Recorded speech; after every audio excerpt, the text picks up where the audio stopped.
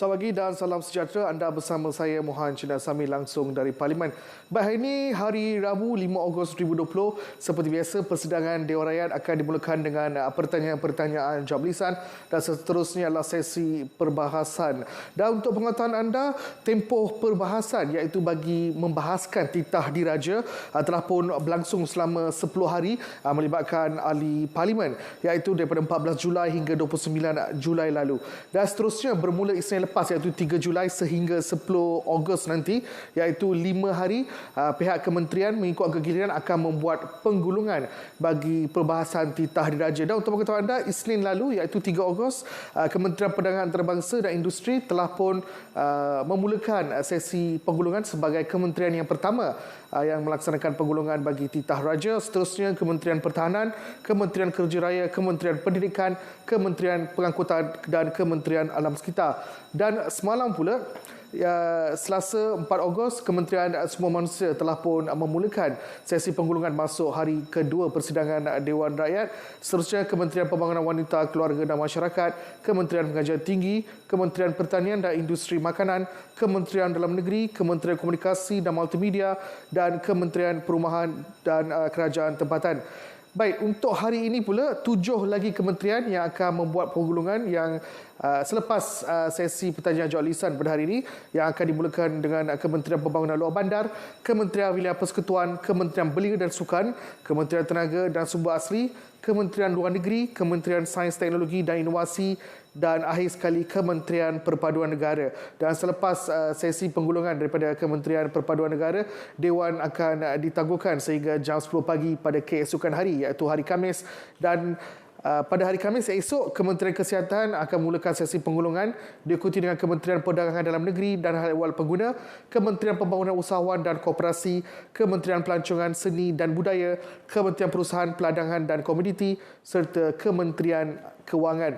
Dan pada hari Senin nanti, kementerian yang terakhir iaitu Jabatan Perdana Menteri sebagai kementerian yang bertanggungjawab akan menggulung bagi perbahasan usul menjunjung kasih ke atas titah diraja. Baik, ini merupakan antara aturan urusan mesyuarat kementerian-kementerian mana yang akan melaksanakan penggulungan bagi perbahasan titah diraja. Baik, pada anda yang ingin mengikuti persidangan Dewan Rakyat secara langsung, anda boleh melayari laman sesuai myclick.rtm.gov.my atau menerusi aplikasi telefon pintar RTM Mobile. Baik, kita lihat pula apakah soalan-soalan yang akan ditanya di bawah pertanyaan-pertanyaan bagi jawab lisan pada hari ini, iaitu yang pertama, Ahli Parlimen Baling akan bangkitkan isu Datuk Seri berkenaan dengan apakah inisiatif kerajaan dalam usaha mengurangkan kadar guna tenaga yang mendominasi sektor pembuatan dan pembinaan negara. Dan soalan ini akan dibangkitkan oleh Ahli Parlimen Baling, Datuk Seri Abdul Aziz Abdul Rahim, kepada Menteri Sumber Manusia. Dan pada masa yang sama, sejauh manakah usaha kerajaan berjaya mengurangkan kadar pengangguran warga tempatan yang kehilangan pekerjaan akibat COVID-19. Dan soalan ini sudah banyak kali dibangkitkan di Dewan Rakyat dan kita lihat apakah data-data yang mungkin akan dikongsikan oleh Kementerian Sumber Manusia berkenaan dengan angka terbaru kadar pengangguran warga tempatan yang hilang pekerjaan akibat penularan wabak COVID-19. Seterusnya, soalan yang kedua akan dibangkitkan oleh Ahli Parlimen Lumut, Datuk Wira Dr. Muhammad Hatta Mat Ramli, yang minta Menteri Pembangunan Usahawan dan Koperasi menyatakan perkembangan strategi pembangunan industri kereta terbang. Baik, kita terus ke persidangan Dewan Rakyat hari ini. Pertanyaan bagi jawab lisan. Bismillahirrahmanirrahim. Yang berhormat Datuk Seri Abdul Aziz bin Abdul Rahim. Terima kasih kepada Datuk Yang di-Pertua. Assalamualaikum warahmatullahi taala wabarakatuh. Salam sejahtera. Yang menganggur rakyat tempatan, yang dominan rakyat asing. Harap Menteri beri jawapan. Soalan nombor 1, soalan penting. Terima kasih. Silakan Yang Berhormat Menteri. Terima kasih Pantun. Terima kasih. Jawab pantun. Terima kasih Tuan Yang di-Pertua memandangkan Baling ini telah menyembunyikan dua soalan dalam satu soalan pertama. Memandangkan Yang Berhormat Baling bermula dengan sebuah pantun. Hati teringin pergi memancing, bawa ulat umpan si ikan. Baling tanya isu pekerja asing, sila dengar jawapan saya berikan. Oh, Syed. Terima kasih Tuan Yang di-Pertua. Untuk makluman yang berhormat, kerajaan memandang serius kepada kesan pandemik COVID-19 yang telah memberi implikasi yang besar kepada pasaran pekerjaan negara. Kerajaan sekarang memberi keutamaan pekerja kepada pencari kerja tempatan.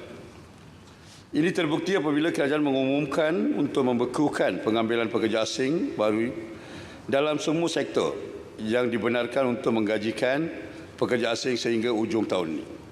Usaha mengurangkan kebergantungan pekerja asing di semua sektor, termasuk sektor pembinaan dan pembuatan adalah seperti berikut: mewajibkan pengiklanan kekosongan jawatan untuk tempoh tidak kurang daripada 30 hari di portal Job Malaysia bagi tujuan pengambilan pekerja asing dan pegawai dagang. Yang kedua, jawatan petugas barisan hadapan tidak dibenarkan kepada pekerja bukan warga negara. Semua agensi kawal selia dimestikan untuk melaksanakan plan penggantian exit strategi bagi membolehkan sektor-sektor berintensifkan buruh beralih kepada penggunaan mekanisasi dan otomasi sekaligus mengurangkan kebergantungan kepada pekerja asing dan wujudkan pekerjaan yang memerlukan kemahiran, antaranya seperti menekankan pelaksanaan mekanisme industrialized building system dengan izin Tuan Yang di-Pertua dalam sektor pembinaan dan restoran berkonsepkan self-service dan sebagainya. Bantuan kepada industri pembuatan termasuk syarikat industri kecil dan sederhana untuk bergerak ke arah IR 4.0 melalui pemberian dana-dana seperti automation allowances, soft loan dan sebagainya. Selain itu, penubuhan Malaysian Automotive Robotic dan Internet of Things Institute ataupun MARI oleh Kementerian Perdagangan Antarabangsa dan Industri untuk melatih warga tempatan menjadi pekerja berkemahiran dan bekalkan semula ke pasaran pekerjaan khususnya dalam sektor pembuatan. Kerajaan juga melalui plan-plan pakej rangsangan ekonomi akan terus memastikan hak pekerja tempatan sedia ada dan pencari kerja tempatan akan terus terjamin. Antara program-program yang dilaksanakan adalah Employment Retention Program, program subsidi upah dan hiring incentive yang dilaksanakan oleh Perkeso serta program Place and Train oleh PSMB. Terima kasih Tuan Yang di-Pertua. Silakan Yang Berhormat. Terima kasih Yang Berhormat Menteri. Kalau kita tengok statistik daripada Jabatan Immigration Malaysia berkaitan dengan PAS lawatan PLKS ni, pada Januari tahun 2020 1.98 juta pekerja asing sampai Mei 1.54 juta. Ini bermakna 440,000 telah berkurangan. Jadi saya nak tanya kepada Menteri, memandangkan soalan saya dua, jadi soalan saya juga dua. Pertama sekali, apakah kerajaan akan mempertimbangkan pembukaan semula kemasukan pekerja asing yang baru selepas berakhirnya pandemik COVID-19? Keduanya, apakah wujud inisiatif tambahan khususnya untuk kementerian untuk fikirkan bagi rakyat tempatan, khususnya generasi muda, bagi menggantikan pekerja-pekerja asing dalam negara seperti yang Menteri sebut tadi, kawasan dalam pembuatan, pembinaan, peladangan, pertanian ini, dan apakah insentif saya nak cadangkan seperti insurans tambahan kepada keluarga mereka, bantuan persekolahan kepada anak-anak mereka. Saya yakin dan percaya kalau diberikan ruang dan peluang kepada rakyat tempatan banding dengan pekerja asing, kita lebihkan kepada anak kita sendiri, rakyat tempatan kita, insya-Allah ramai pekerja-pekerja dalam negara ni kita dah dapat isi tempat-tempat yang Menteri sebutkan tadi. Ada 440,000 kekosongan buat masa hari ini. Apakah tindakan agresif kementerian Yang Berhormat Datuk untuk lakukan sesuatu perkara ini? Adalah kerajaan perikatan nasional, kerajaan yang membela rakyat, kerajaan yang amat berhormat Perdana Menteri begitu prihatin. Jadi Yang Berhormat Menteri di bawah Perikatan Nasional, tunjukkan, buktikan you are much better than Pakatan Harapan dulu. Terima kasih. Silakan Terima Yang kasih Tuan Yang di-Pertua. Seperti mana kita sedia maklum, kerajaan memang memberi keutamaan kepada warga tempatan. Dan kerajaan telah membuktikan dalam masa terdekat, dalam masa 6 bulan kita sempat mengurangkan penglibatan pekerja asing dalam sektor-sektor tertentu. Yang kedua, tidak lama lagi kerajaan akan melaksanakan atau menguatkuasakan Akta 446 di mana semua pekerja asing di negara kita akan beri perlindungan dari segi perumahan dan well-being Tuan Yang di-Pertua. Yang kedua, hari ini kita lihat dalam keadaan krisis kesihatan. Satu perkara kita sedar yang penting adalah hampir sebahagian besar daripada B40 tidak mempunyai safety net. They were not covered with insurance. Maka kerajaan sebagai insentif akan memastikan melalui perkeso membekalkan safety net ataupun jaringan keselamatan untuk semua pekerja. Itu salah satu cara kita menggalakkan warga tempatan melibatkan diri dalam sektor-sektor seperti ini. Yang kedua, setelah mengambil kira sektor-sektor tertentu, kerajaan telah memastikan kita tidak akan membuka sektor-sektor untuk frontliners. Seperti mana kita sedia maklum, walaupun di stesen minyak kita benarkan pekerja asing sebagai permanent, pada masa yang sama kita tidak membenarkan pekerja asing bekerja di counter sebagai frontliner. Begitu juga kedai-kedai makan kita membenarkan pekerja asing sebagai tukang masak. Tetapi dari segi frontliner kita masih perlukan warga tempatan. Ini adalah rancangan-rancangan tertentu kita menjalankan untuk memastikan warga tempatan khususnya golongan belia. Golongan belia akan menentukan ala tuju negara yang merupakan sebagai hampir 50% adalah golongan belia. Mereka akan menentukan ala tuju negara ini ke arah Malaysia baru. Maka kita pastikan nasib warga Malaysia khususnya golongan belia terbela di bawah kerajaan Perikatan Nasional di bawah kepimpinan Yang Amat Berhormat Perdana Menteri sekarang. Terima kasih. Soalan tambahan. Speaker Tuan Sambahan. Batu try. Soalan tambahan. Maaf, Yang Berhormat, soalan tambahan kedua, Kulim Bandar Baru. Soalan. Datuk Yang di-Pertua, untuk satu dasar yang tepat dirangka oleh kementerian, ianya mesti bermula dengan maklumat yang tepat. Dalam hal ini adalah satu pembekalan data yang tepat dan kredibel berkenaan angka sebenar pekerja asing di negara kita di semua sektor. Apakah Yang Berhormat bersetuju bahawa buat masa sekarang, agensi yang berbeza memberikan angka yang berbeza berkenaan dengan keberadaan pekerja asing di negara kita, dan ini menyukarkan kementerian untuk merangka polisi yang betul dan tepat. Silakan. Di Pertua, saya setuju dengan apa yang disebutkan oleh Bandar Baru Kulim. Pada masa yang sama saya ucapkan ribuan terima kasih dan setinggi-tinggi penghargaan kepada Yang Amat Berhormat Perdana Menteri supaya menjadi satu jawatan kuasa khas dipengerusikan oleh Menteri Kanan. Dan jawatan kuasa ini telah sedar kecacatan kita dan dengan persetujuan Yang Berhormat Menteri Dalam Negeri dah bersetuju untuk melahirkan satu platform supaya kita dapat angka yang tidak berbeza. Sebelum ini memang kita ada kekangan dapat angka yang tepat. Memandangkan Kementerian Sumber Manusia menjawab segala soalan-soalan di Parlimen, tetapi keputusan membenarkan pekerja asing di bawah kementerian lain. Tetapi hari ini kerajaan prihatin yang begitu peka dan sensitif untuk mengatasi masalah ini telah membenarkan satu jawatan kuasa khas untuk mengatasi masalah ini, di mana kerjasama di antara Kementerian Sumber Manusia dan Kementerian Dalam Negeri akan beri peluangan untuk kita memberi angka yang benar.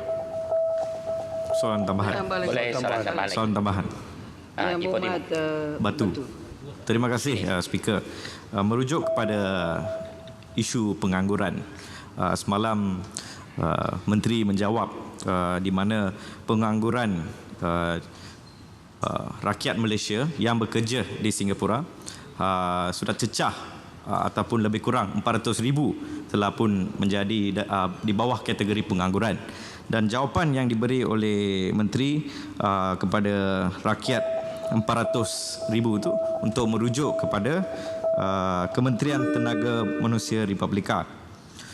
Saya rasa jawapan ini tidak kena lebih spesifik dan Menteri kena ambil tindakan untuk cari penyelesaian untuk pastikan masyarakat ini tidak dipinggirkan. Untuk maklumat yang Menteri, soalan Yang Berhormat. Ya, mohon penjelasan apakah tindakan selain daripada kategori ini merujuk kepada Kementerian Tenaga Manusia Republik. Terima kasih. Silakan. Di Pertua, saya kurang jelas dengan soalan Yang Berhormat Batu. Walau bagaimanapun, saya tidak boleh jawab mengikut cita rasa Yang Berhormat Batu. Kebetulannya, saya setuju 400 pekerja Mana ada asing, soalan tak jelas? Apakah tindakan Yang Yang Berhormat terhadap isu pengangguran pekerja Malaysia Singapura? Duduk. 400,000 pekerja asing di Singapura telah kehilangan peluang pekerjaan. Ini bukan soal hanya di Singapura saja.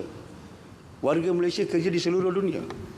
Dan ini kita ada dalam satu keadaan krisis. Betul Yang Berhormat. Kesihatan seluruh Tapi dunia. semalam jawapan Yang Berhormat bagi merujuk kepada Kementerian Republik. Ni masalah ni pagi-pagi tak faham bila orang bagi arahan. Langkah-langkah yang positif untuk memastikan nasib semua warga Malaysia di seluruh dunia terbela. Dan khususnya di Singapura, saya telah berbincang dengan Menteri Manpower di Singapura untuk memastikan nasib warga Malaysia dibela. Isu hari ini apabila mereka kembali ke Malaysia, mereka perlu membayar untuk saringan COVID. Itu je masalah. Dan kita cari peluang-peluang yang terbaik untuk membantu mereka. Terima kasih. Yang Berhormat Datuk Wira Dr. Muhammad Hatta bin Muhammad Ramli. Terima kasih Tuan Ketua. Soalan saya soalan nombor 2. Silakan Yang Berhormat Menteri. Terima kasih Datuk Yang Tua.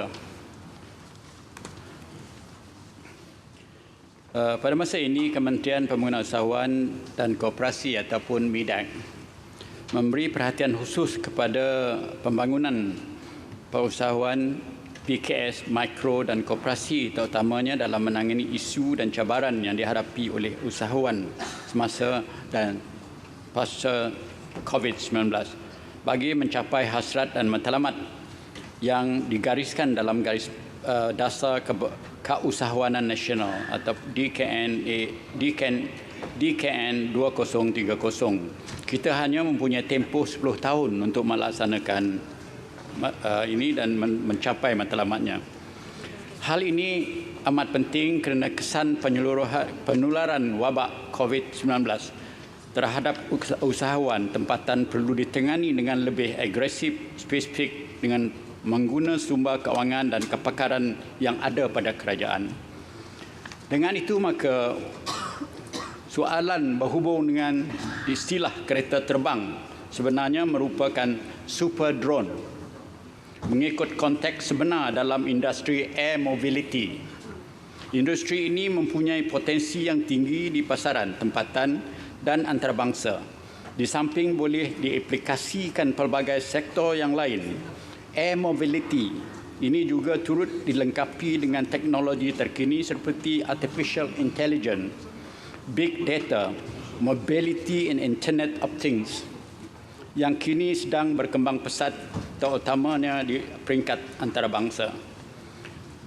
Projek air mobility yang ada pada masa ini diterajui dan dibiayai sepenuhnya oleh sektor swasta. Projek ini tidak melibat sebarang peruntukan daripada kerajaan ataupun Kementerian MIDAK.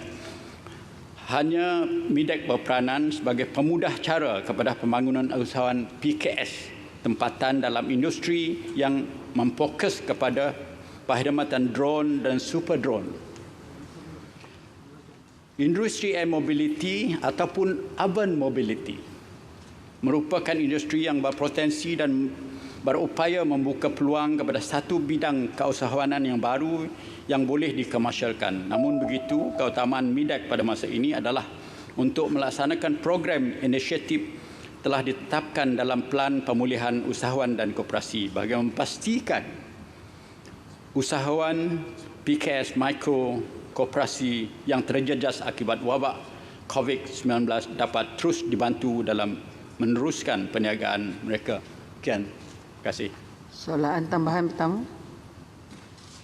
Terima kasih Ketua, terima kasih Menteri atas penjelasan dan juga semacam mengiyakan bahawa industri super drone, Elias, kereta terbang ini mempunyai masa depan yang baik dan terbuka luas untuk dimanfaatkan, dan segala bunyi-bunyi bising pada sesi yang lalu di bawah kerajaan yang lalu daripada sebelah pembangkang ketika itu adalah suara-suara yang agak sombang.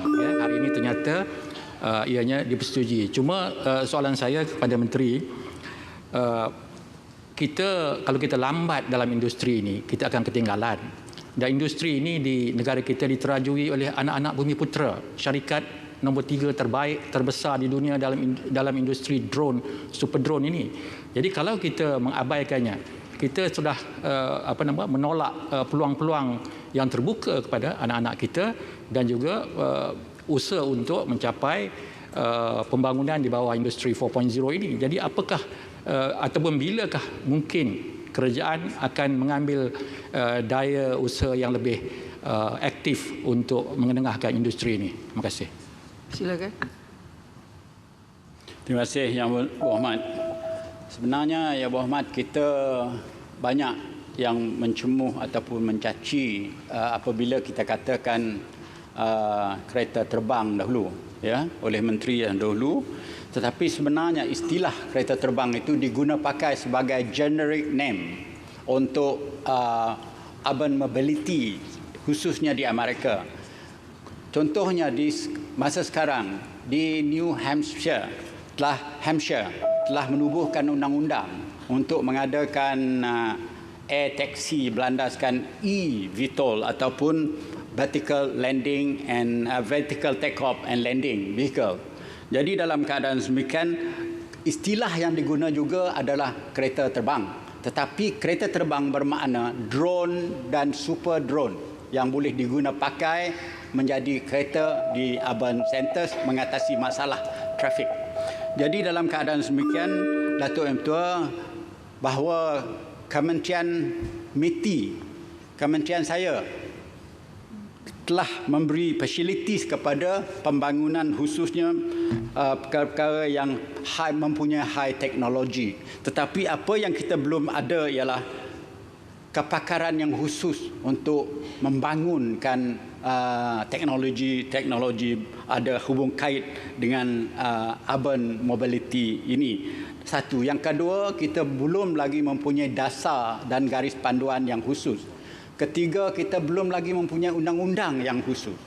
Jadi dalam keadaan constraint yang sedemikian itulah maka kita melihat private sector masih membangun perkara ini hingga pada satu tahap nanti apabila 3 kementerian, iaitu Kementerian Usahawan, Kementerian Antarabangsa dan Industri dan juga Kementerian Pengangkutan membuat satu dasar, disarankan kepada kerajaan untuk diterima oleh kerajaan sebagai satu dasar perundangan dan sebagainya, menggariskan untuk membangunkan industri ini secara sendirinya kita akan buat juga. Tetapi Yang Berhormat, kita tidak melupa bahawa teknologi drone, teknologi Internet of Things, teknologi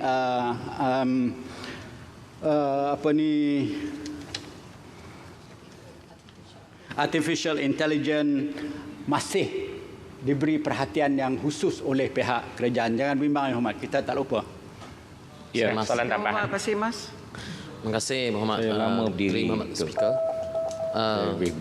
Lebih awal. Terlebih dahulu saya ingin merakamkan takziah kepada mangsa-mangsa letupan bom di Beirut yang mengorbankan lebih 100 nyawa setakat ini.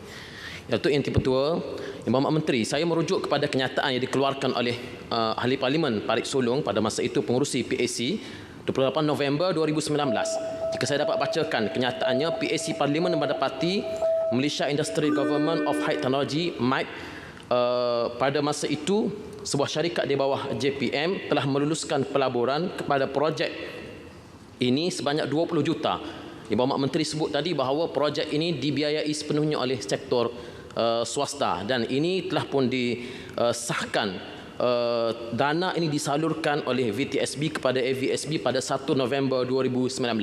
Kalau ia ditanggung oleh swasta, maka apa jadi pada dana 20 juta ini? Terima kasih. Silakan. Yang Berhormat, terima kasih Yang Berhormat bagi tahu saya ni. Sebab di parlimen ni Yang Berhormat, kalau saya berbohong, saya boleh dikata mengelirukan dewan. Saya hanya jelas apa yang saya tahu. Jadi kalau Yang Berhormat ada tahu tu, terima kasih lah. Dan saya galakkan banyak lagi duit-duit kerjaan untuk memberi untuk pembangunan industri ini. Kerana industri ini pada masa sekarang pun sudah mencapai tahap 115 bilion di seluruh dunia. Ya. Hanya untuk drone saja. Belum lagi sampai ke super drone dan drone-drone yang besar yang digunakan pakai oleh pihak Amerika sebagai surveillance vehicle dan sebagainya. Jadi Yang Berhormat, saya tak boleh memberitahu apa terjadi kepada kewangan itu juga. Oleh kerana kalau dah disumbang, saya cukup yakin kementerian yang menyumbang sumber kewangan ini mengguna pakai dan memantau pembangunannya, progresnya dengan izin. Jadi dalam keadaan demikian saya tak boleh menjawab apa yang saya tak tahu. Boleh sikit lagi, Datuk. Minta Boleh. satu soalan tambahan lagi. Yang Berhormat Menteri. Satu sebelah sini. Satu soalan, silakan Yang Berhormat Pontian. Terima kasih. Daripada industri kereta terbang, mungkin lebih elok industri kereta elektrik.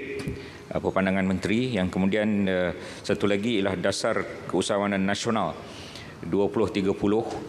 Saya ingin tahu berapa banyak usahawan baru dari segi industri seumpama ini ingin dilahirkan mengikut Global Entrepreneurship Development Index. US nombor 1, UK nombor 4, Kanada nombor 3, tapi Malaysia nombor 58. Jadi banyak lagi kerja-kerja untuk dasar keusahawanan nasional dan dalam industri permotoran. Terima kasih. Silakan. Terima kasih Yang Berhormat.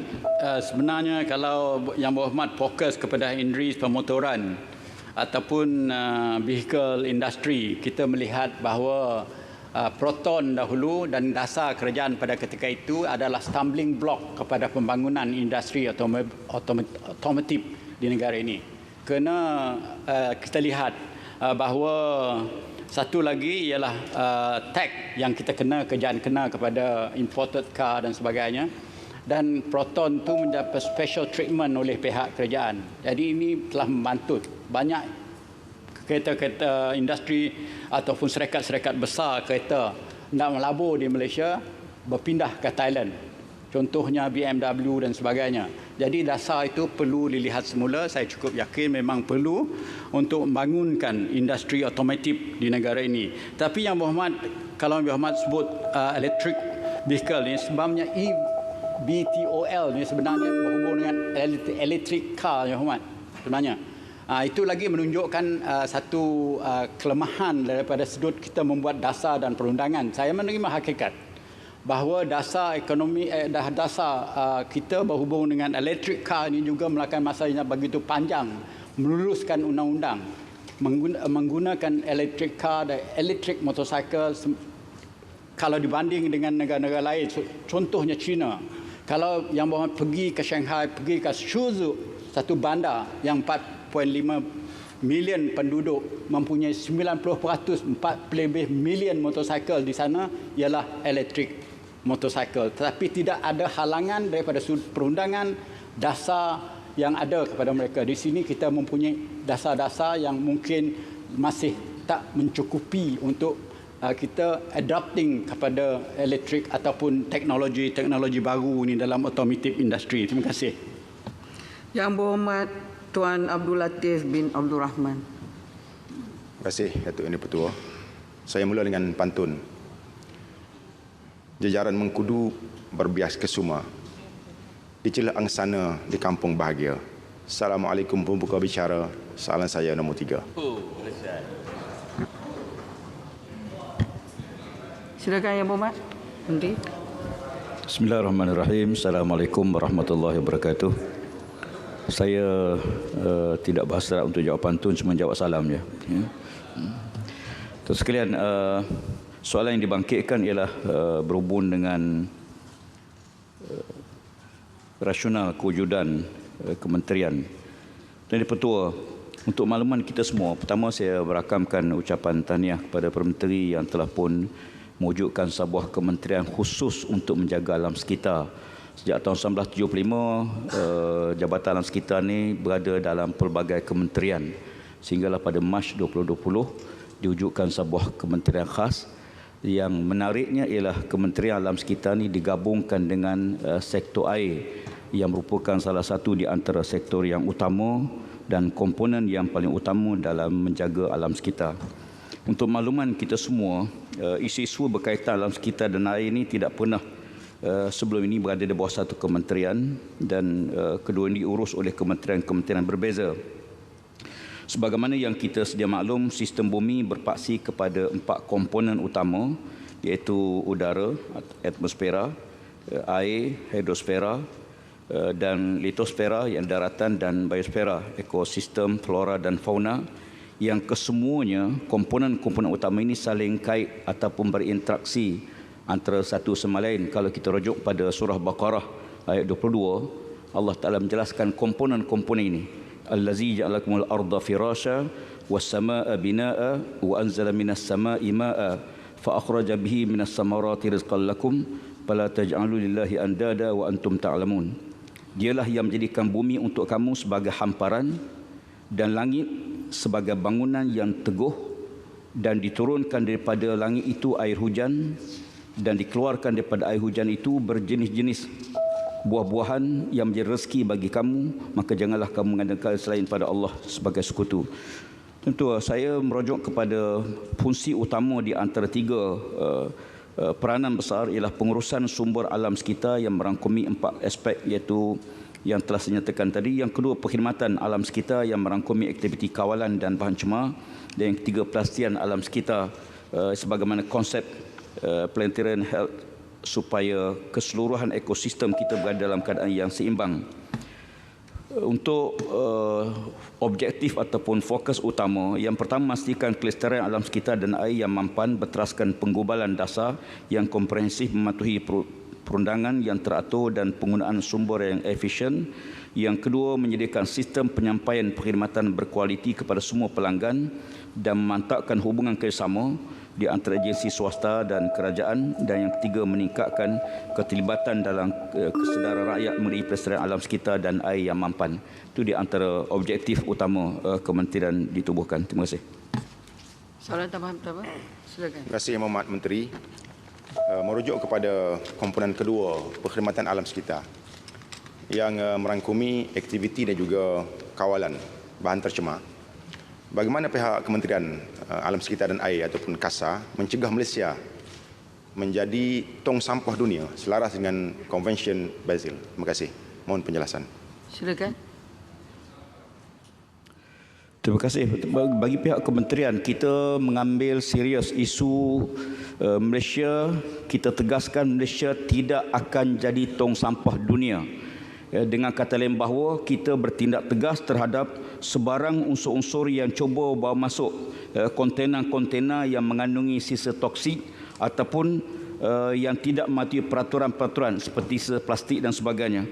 Untuk makluman yang berhormat, kementerian ditubuhkan pada Mac waktu COVID, ya, dan betul-betul dalam waktu PKP ini kita telah pun mengesan dan menghantar pulang 13 kontena yang mengandungi sisa toksik dan 42 kontena yang mengandungi bahan plastik ke negara asal. Untuk makluman, baru-baru ini juga saya sendiri turun ke Pelabuhan Tanjung Pelepas setelah kita mendapat maklumat ada 110 kontena yang transit di PTP, Pelabuhan Tanjung Pelepas, yang kita dalam pengurusan untuk kita hantar balik ke negara asal, iaitu di Romania. Sebagai maklumat tambahan, saya suka maklumkan bahawa di antara negara-negara yang kita hantar bahan-bahan yang telah pun kita kenal pasti ini, termasuklah beberapa buah negara seperti Amerika Syarikat. Untuk makluman, 21 kontena yang kita hantar kepada Amerika Syarikat yang melalui Pelabuhan Kuching, dan 15 kontena Pelabuhan Pulau Pinang. Di UK 1 kontena, Poland 1 kontena, Korea Selatan 2 kontena, Vietnam 2 kontena, dan keseluruhannya 42 kontena. Dan berat keseluruhan kontena tersebut ialah 796,553 kilogram. Jadi ini yang telah kita ambil tindakan, dan kita bertegas bahawa Malaysia mesti bebas daripada elemen-elemen yang bercanggah dengan Konvensyen Basel yang telah kita tandatangani. Terima kasih. Tuan Speaker, mohon libaran untuk soalan tambahan. Soalan tambahan 2, Yang Berhormat Libaran. Silakan. Terima kasih. Tuan Speaker, saya terus kepada soalan. Minta kementerian jelaskan sejauh manakah dasar berkaitan seperti dasar alam sekitar tahun 2002, dasar perubahan iklim negara tahun 2009, dan Akta Alam Kualiti Sekeliling 1974 menjaga kelestarian alam. Bagaimana juga kementerian memastikan kecekapan usaha sama diselenggarakan di antara kerajaan pusat dan kerajaan negeri serta agensi-agensi yang terlibat supaya tindakan dan penguatkuasaan berjalan lancar terhadap penjenayah alam sekitar. Mohon juga Kementerian nyatakan bagaimana juga kerajaan memperkasahkan penyertaan komuniti seperti NGO atau individu dalam menyokong agenda pemeliharaan alam sekitar ini. Terima kasih Tuan Speaker. Silakan Yang Berhormat Menteri.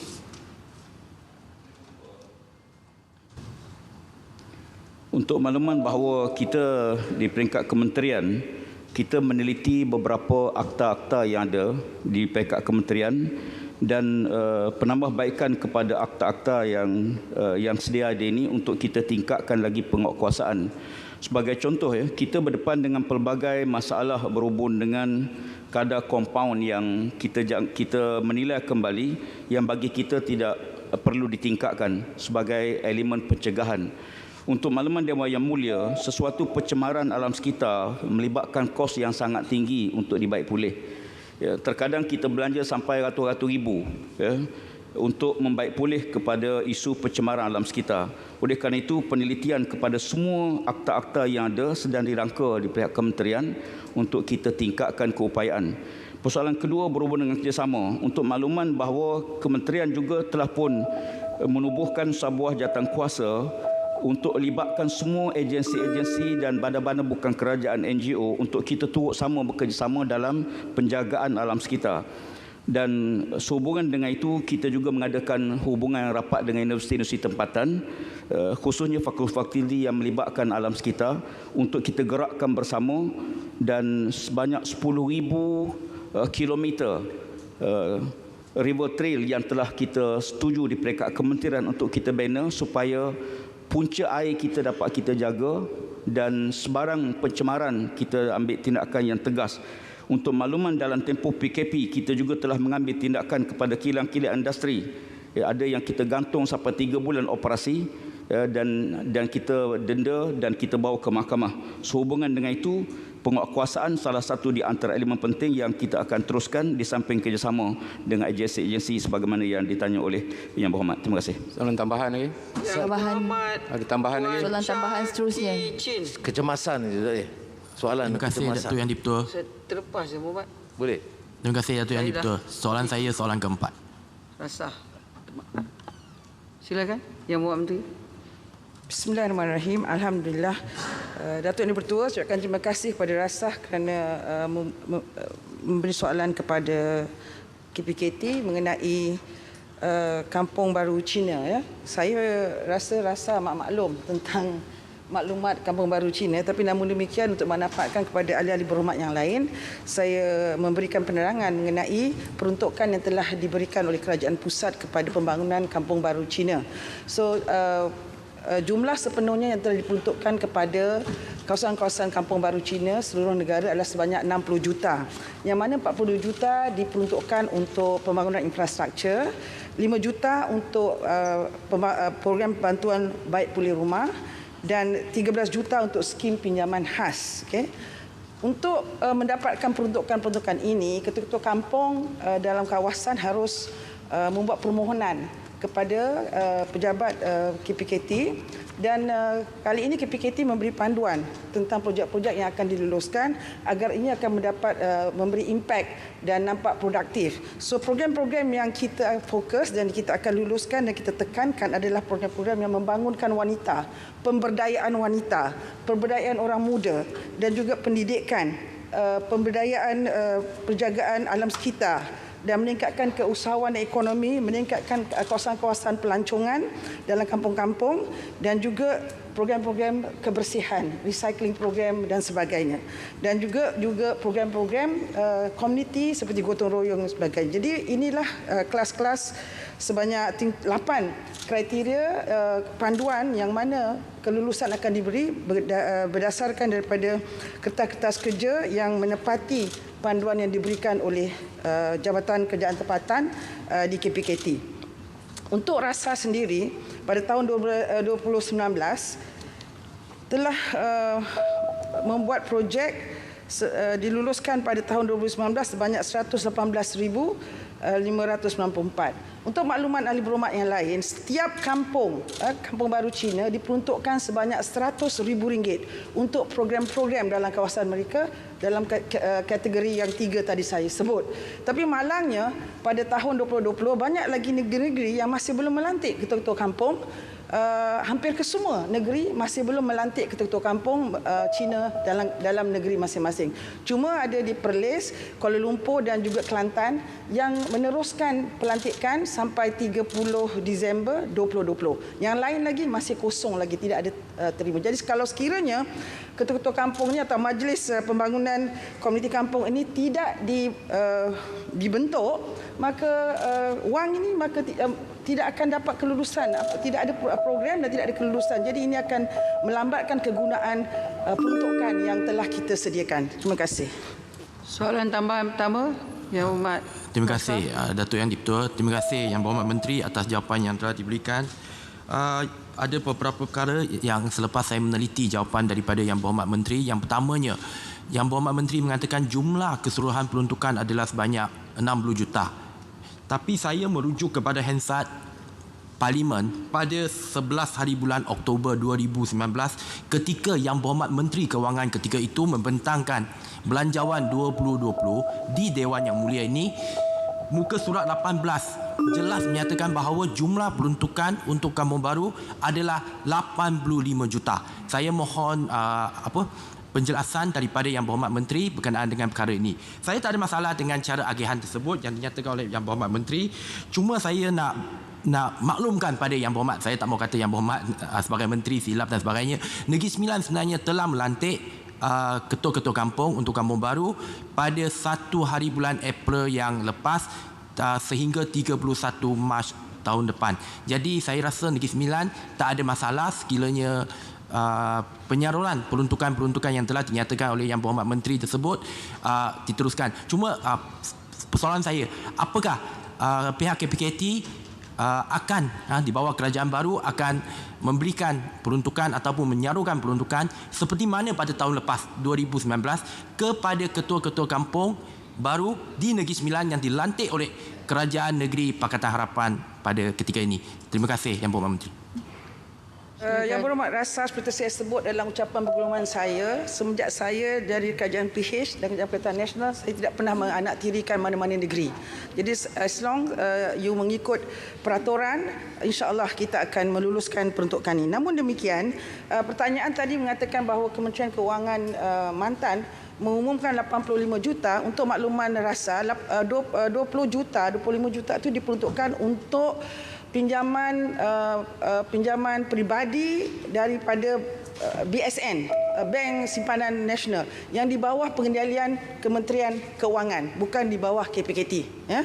So jadi untuk soalan mengenai peruntukan itu saya dah sebut. Jadi cuma nak maklumkan sedikit, pada tahun 2020 ni banyak program yang tidak dapat kita laksanakan, ya, kerana kalau sebelum itu kalau sudah buat pelantikan boleh teruskan permohonan dan boleh teruskan sampaikan kepada pejabat KPKT. Jadi untuk sedikit makluman ini, Datuk Speaker, sebanyak 551 permohonan telah dimasukkan pada tahun 2020 dan ketika ini hanya 56 projek baru kita luluskan. 494 ini belum lagi diluluskan kerana beberapa perkara, pertukaran kerajaan, kedua kerana COVID, ketiga kerana belum ada pelantikan sepenuhnya. Walau bagaimanapun kita akan review, kita akan semak program-program permohonan pada telah dibuat seperti awal. Sekiranya hendak ada pertukaran dan perubahan projek, boleh silakan. Terima kasih. Soalan tambahan kedua, Ipoh Timur. Yang Berhormat Jelebu. Yang Berhormat, terima kasih Speaker. Yang Berhormat, saya cuma dengar jawapan Yang Berhormat Menteri tadi tentang pelantikan MPKK di beberapa negeri. Tetapi kita sedia maklum Yang Berhormat, pada tahun ketika PH memerintah dulu, 62 pegawai kemajuan perkampungan PKP telah dilantik secara kontrak oleh kerajaan pada ketika itu bagi membantu tugas-tugas MPKK. Soalan saya Yang Berhormat, apabila pelantikan PKP ini dilantik secara kontrak yang dibayar gaji secara bulanan ada tak pertindahan tugas antara PKP dengan MPKK? Dan soalan ataupun penjelasan Yang Berhormat Menteri saya perlukan di Dewan Yang Mulia ini tentang status pegawai kemajuan perkampungan yang dilantik itu oleh Kementerian pada Julai 2019. Bagaimanakah status PKP buat ketika ini? Terima kasih.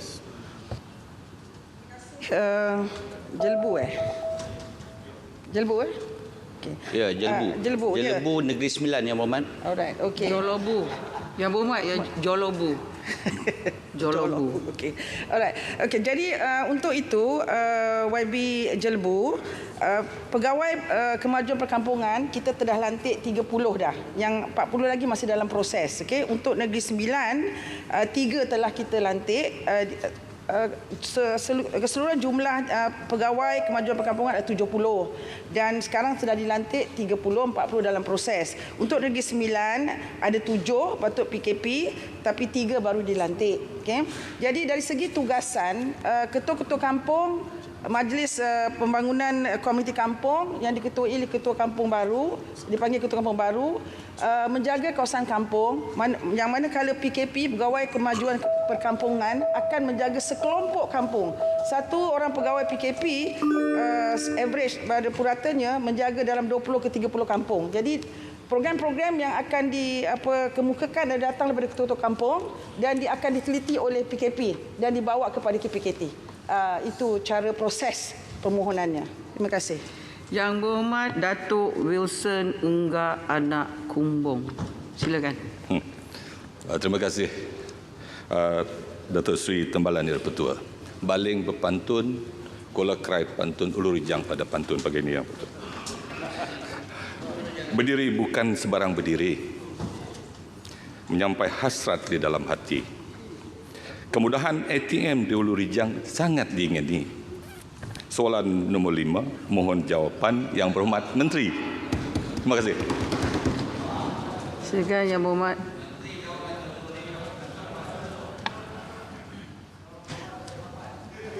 Bila ada pantun ni, pala saya terus jam lah.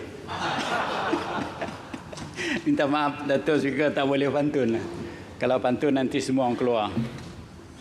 Yang Berhormat, saya memahami keperluan di Sungai Asap untuk bermohon ataupun bertanya untuk membuka cawangan bank rakyat di Sungai Asap. Kita juga memahami bahawa keperluan usahawan dan masyarakat setempat perlukan kemudahan perbankan di tempat-tempat yang strategik di seluruh negara. Jadi dengan itu antara cadangan pelaksanaan kemudahan perbankan yang sedang dirangka oleh Kementerian melalui agensi Bank Rakyat di Sarawak termasuk kawasan Sungai Asap dan Belaga adalah perkhidmatan bank bergerak dan pelantikan ejen bank. Perkhidmatan yang disediakan oleh bank bergerak ini meliputi pembukaan akaun transaksi untuk akaun simpanan, tabung haji, pendaftaran perbankan internet, bayaran bil setempat, perkhidmatan kirim wang, Ar-Rahnu, on wheel dan bayaran balik pembiayaan. Dengan adanya saluran ini, penduduk setempat memperolehi akses perkhidmatan kewangan dengan lebih mudah. Dalam masa yang sama, untuk makluman Datuk Yang Pertua bahawa Bank Rakyat akan melaksanakan digitalisation pada hingga akhir 2021 nanti untuk memberi perkhidmatan yang lebih kehadapan yang lebih efisien, lebih baik lagi kepada rakyat keseluruhannya. Walau bagaimanapun, Bank Rakyat tengah mengkaji dan masih mengkaji, termasuk melihat input dari pelantikan ejen bank entity dan juga bank bergerak yang bakal dilancarkan pada awal suku pertama tahun 2021. Bank Rakyat tengah mengkaji dengan teliti segi keselamatan, penambahan perkhidmatan dan rangkaian capaian untuk membuka cawangan yang tetap di Sungai Asap. Terima kasih. Soalan tambahan pertama.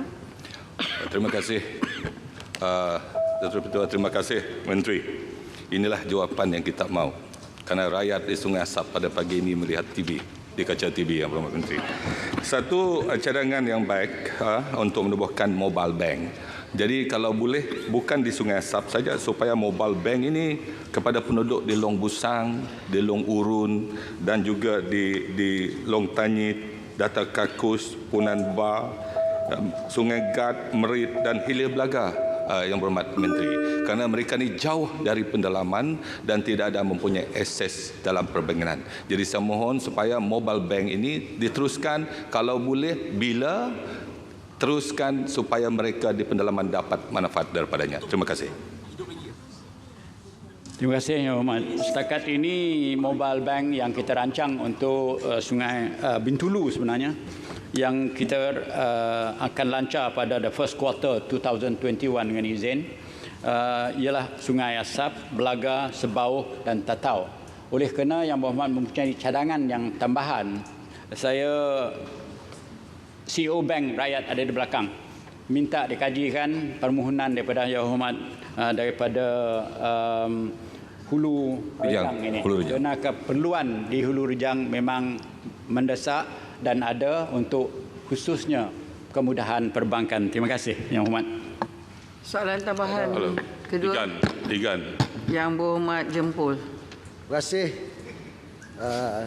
Datuk Speaker Jompo. Pada Februari yang lepas, Bank Simpanan Nasional telah memetri kolaborasi strategik bersama kumpulan SME Bank dan Malaysia Digital Economy Corporation. BSN telah melantik sebagai peneraju utama dalam kerjasama strategik bersama kumpulan SME Bank dan MDEC untuk menyalurkan geran padanan kepada usahawan PKS. Soalan saya, adakah kementerian dan BSN ada merangka pelan strategik bagi meningkatkan penyertaan PKS luar bandar dan pendalaman dalam setiap penawaran geran, terutama dalam aspek penjitalan perniagaan, dan apakah sasaran penyertaan PKS luar bandar yang diletakkan oleh kementerian? Mohon Menteri jawapan. Terima kasih. Silakan. Yang Berhormat, kerajaan mempunyai beberapa agensi perbankan yang mengurus kemudahan kewangan untuk disalurkan pada rakyat. Yang Berhormat menyebut BSN bukan di bawah kementerian ini, SME Bank di bawah kementerian ini dan Bank Rakyat di bawah kementerian ini. Kita juga membantu masyarakat di luar bandar berlandaskan program-program yang ada kepada Bank Rakyat. Itulah makanya kita meluaskan lagi saringan perbankan rakyat khususnya di luar bandar supaya kita boleh menyampai perkhidmatan itu dengan baik. Barang siapa yang berkehendakkan bantuan daripada yang lebih kecil lagi, yang khususnya yang tidak melebihi 100,000, kita mempunyai tekun nasional yang boleh membantu, juga mempunyai program-program yang khusus. Yang Berhormat, saya menjawab ni oleh kerana soalan ini di luar jawapan soalan yang asal nombor 5 itu tadi. Jawapan yang terperinci saya akan boleh beri secara bertulis, Yang Berhormat. Terima kasih. Yang Berhormat Tuan Stephen Chong. Ya, terima kasih Tuan Yang Dipertua. Soalan saya soalan 6. Silakan. Yang Berhormat Menteri. Bismillahirrahmanirrahim. Tuan Yang Dipertua, saya ingin mengambil kesempatan ini untuk merakamkan rasa hibur dan terkejut dengan tragedi di Beirut, Lubnan. Belia tonggak negara. Kerajaan sentiasa memberikan tumpuan utama untuk menyiapkan anak muda sebagai pewaris negara ini. Untuk maklumat ahli yang berhormat, menurut Jabatan Perangkaan Malaysia pada Mei 2020, unjuran kadar pengangguran akan meningkat kepada 5.5% atau lebih 860,000 penganggur untuk keseluruhan tahun ini. Ekonomi Malaysia dijangka menguncup pada suku kedua tahun 2020 berikutan usaha semasa pembendungan wabak COVID-19 di peringkat global dan dalam negara. Kajian Bank Negara Malaysia pada tahun 2016 mengenai pengangguran belia di Malaysia menunjukkan kadar pengangguran belia adalah kira-kira 3 kali kadar pengangguran orang dewasa dan 2 kali kadar global. Justru untuk menangani situasi semasa ekonomi dan meringankan bebanan rakyat, kerajaan seperti yang diumumkan oleh Yang Berhormat Perdana Menteri telah memperkenalkan pakej-pakej rangsangan ekonomi seperti prihatin PKS tambahan berjumlah 620 bilion ringgit, serta Pelan Jana Semula Ekonomi Negara penjana berjumlah 35 bilion ringgit. Selain itu, Kementerian Belia dan Sukan telah memulakan inisiatif kolaborasi rentas kementerian bagi menjalinkan sinergi dan koordinasi berkaitan belia yang boleh dilaksanakan secara bersama berdasarkan fungsi dan keupayaan setiap pelaksana. KBS dengan kerjasama pelbagai kementerian seperti Kementerian Sumber Manusia dan Kementerian Komunikasi dan Multimedia telah membangunkan inisiatif-inisiatif yang dapat menangani isu pengangguran belia, khususnya akibat pandemik COVID-19.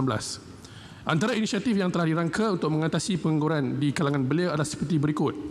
KBS sedang menerajui pembangunan single landing page dengan izin ataupun one stop center yang dinamakan sistem My Belia. Sistem ini menyediakan maklumat bersepadu integrated system tentang inisiatif-inisiatif yang telah disediakan oleh kerajaan dan bukan kerajaan yang merangkumi peluang pekerjaan, penciptaan pekerjaan, latihan dan kemahiran serta dana dan kemudahan yang ditawarkan dilaksanakan oleh pelbagai agensi kerajaan atau bukan kerajaan. Ada 17 kementerian yang membantu belia. Tawaran terbaru di bawah inisiatif kolaborasi rentas kementerian ialah Skim Perantisan Nasional. Ini adalah flagship program KBS dengan izin yang bakal memberi pengalaman bekerja melalui jaminan pekerjaan oleh syarikat organisasi yang terlibat dan membantu melonjakkan kebolehpasaran belia pasca COVID-19. Tempoh penempatan perantis adalah 3 hingga 6 bulan sehingga 3 Ogos 2020. 903 belia telah berdaftar untuk SPN yang dilancarkan pada 23 Julai tempoh hari. Pelaksanaan program MyGig bersama Malaysia Digital Economy Corporation MDEC untuk meningkatkan keterlibatan belia dalam ekonomi gig atau ekonomi perkongsian untuk menjana pendapatan sama ada secara sambilan atau kekal. Program MyGig terdiri daripada MyGig Service menggunakan platform e-rezeki dengan sokongan Majlis Belia Malaysia sebagai rakan strategik. MyGig Digital Freelance menerusi program Global Online Workforce. Program ini dijangka akan memberi manfaat kepada 1,000 orang. Program ini memperkenalkan peluang pekerjaan baru seperti digital dengan kemahiran tertentu seperti programming, pereka grafik dan lain-lain perkhidmatan. Selain daripada itu, KBS akan turut melaksanakan kolaborasi bersama Kementerian Sumber Manusia yang mencipta sehingga 5,000 peluang pekerjaan kepada belia.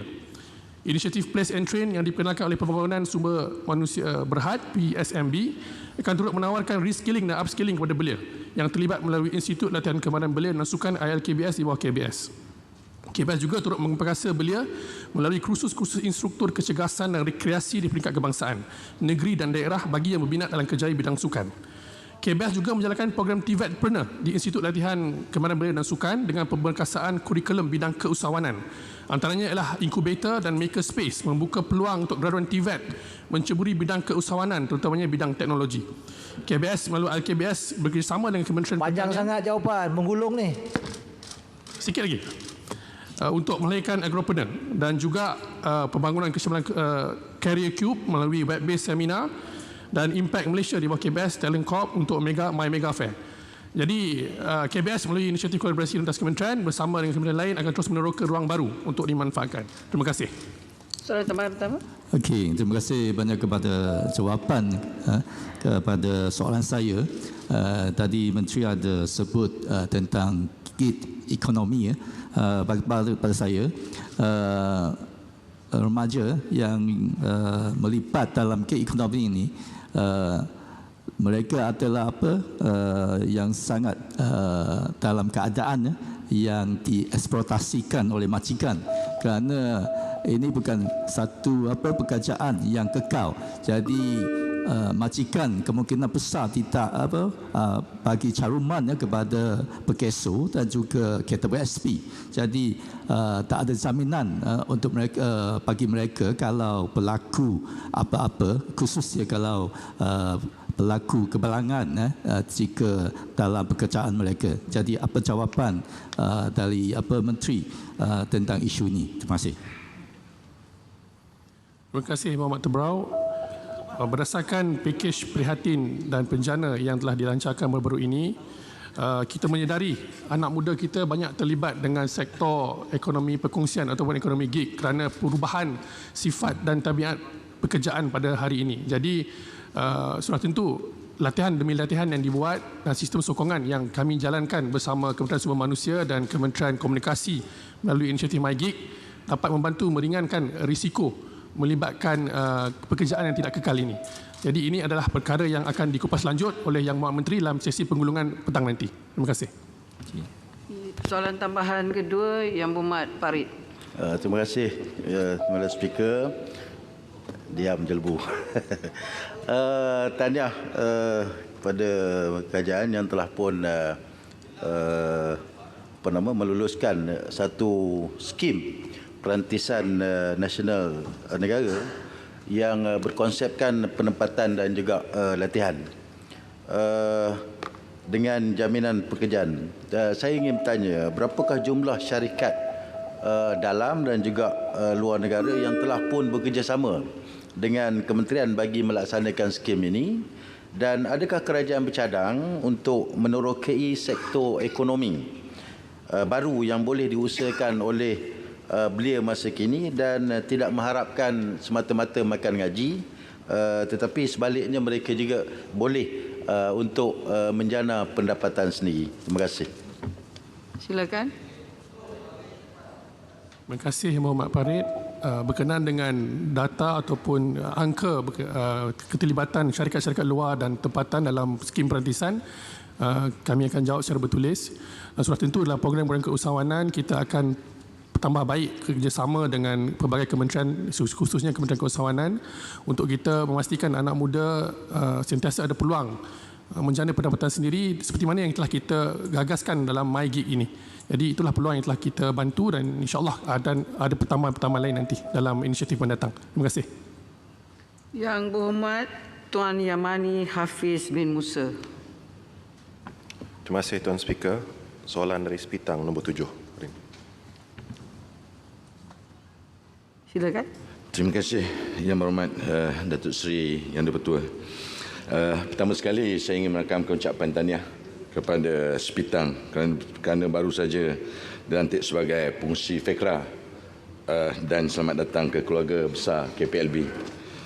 Untuk makluman, Kementerian Pembangunan Luar Bandar dan Jabatan Kemajuan Masyarakat KEMAS ataupun yang sangat prihatin mengenai keadaan bangunan-bangunan di bawah kawalan KEMAS supaya berada dalam keadaan kondusif dan selamat untuk penggunaan awam. Dalam rancangan Malaysia ke-11, KEMAS telah melaksanakan kerja-kerja membaik pulih dan menaik taraf sebanyak 17 premis KEMAS di bawah Parlimen Sepitang yang melibatkan kos berjumlah RM366,000. Untuk tahun 2020, sebanyak 240,000 diperuntukkan untuk Parlimen Sepitang melibatkan 8 buah bangunan untuk dinaik taraf dan dibaiki. Untuk makluman Yang Berhormat seterusnya, dalam rancangan Malaysia ke-12 iaitu KEMAS telah memohon peruntukan sebanyak 64 juta bagi tujuan baik pulih dan naik taraf sebanyak 160 premis KEMAS di seluruh negara. Walau bagaimanapun, pelaksanaan tersebut adalah tertakluk kepada kelulusan oleh pihak unit perancang ekonomi ataupun EPU, JPN dan kedudukan semasa kewangan kerajaan. Dalam soal ini, KEMAS sentiasa berusaha untuk menyediakan tempat-tempat pembelajaran kondusif ataupun pendidikan awal kanak-kanak. Walau bagaimanapun, terdapat kengkangan bagi jabatan ini untuk membaik pulih bangunan-bangunan yang bukan milik kerajaan seperti berstatus milikan persendirian.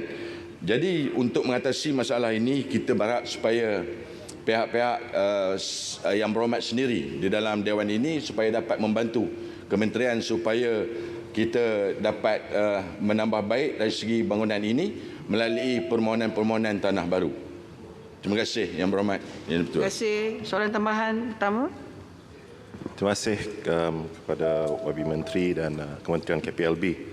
Saya mewakili warga Parlimen Sepitang yang mengucapkan setinggi-tinggi terima kasihlah dan penghargaan atas jawapan yang diberikan. Dan sungguhnya inilah kabar yang sungguh baik, terutama sekali kepada penduduk di tempat saya yang dalam taraf B40 yang banyak menghantar anak mereka di bangunan KEMAS yang dalam keadaan daif. Jadi saya cuma ingatkan jangan lupa untuk Sepitang lah untuk tambahan yang seterusnya untuk mempertingkatkan lagi bangunan KEMAS. Dan saya cuma ingin membuat satu soalan tambahan. Apakah perancangan KEMAS untuk memastikan kualiti pendidikan di peringkat tadika ini setaraf dengan tadika-tadika lain di negara kita ini? Terima kasih. Terima kasih Yang Berhormat Yang Dipertua, terima kasih Yang Berhormat Sepitang di atas keprihatinan bagi memperjuangkan pendidikan awal kanak-kanak di negara kita ini. Seperti yang kita semua tahu, Tabika Kemas sangat sinonim di kalangan ibu bapa di negara ini dalam bidang pendidikan awal kanak-kanak sejak tahun 1970 lagi.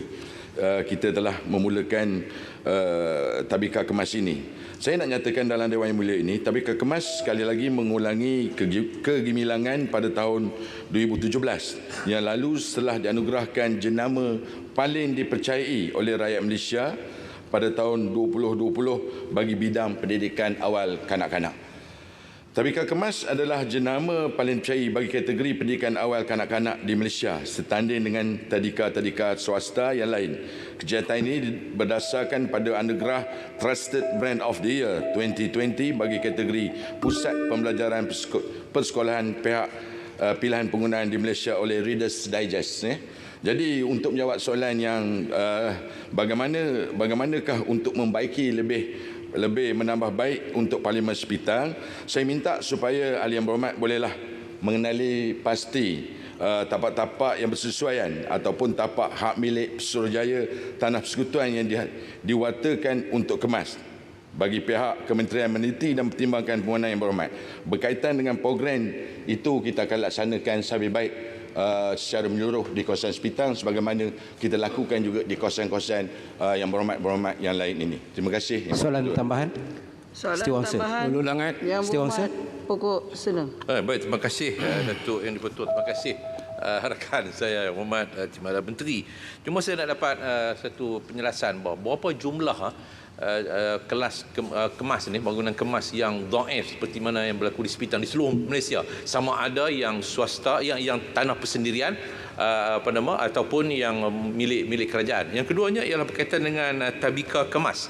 Kenyataan Menteri baru-baru ini akan mewujudkan satu Tabika Kemas untuk M40, untuk M40 khususnya macam di Putrajaya, kerana di situ ramai pasangan yang bekerja dan mereka hilang kelayakan, katanya hilang kelayakan untuk pergi kepada tabika yang biasa yang hanya dikenakan RM20 sebulan.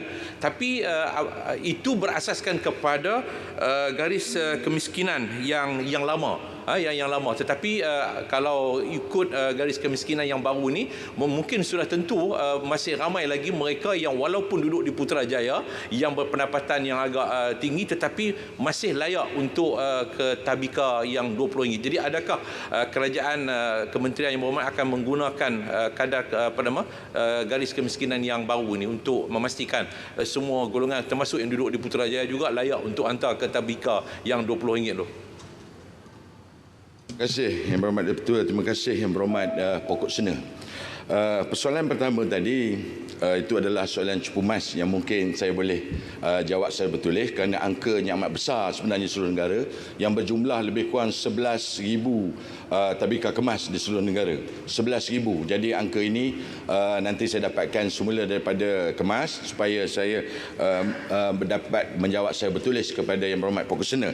Bagi persoalan kedua yang Berhormat nyatakan, memang kami telah mengadakan perbincangan atau bermesyuarat di kementerian bersama dengan seluruh agensi kemas daripada seluruh negara termasuklah pegawai-pegawai kemas daerah. Kita bagaimanakah kita nak mewujudkan menambah baik dari segi kemas ini sendiri yang dikatakan oleh Yang Berhormat seperti M40 sebentar tadi. Sememangnya M40 ini adalah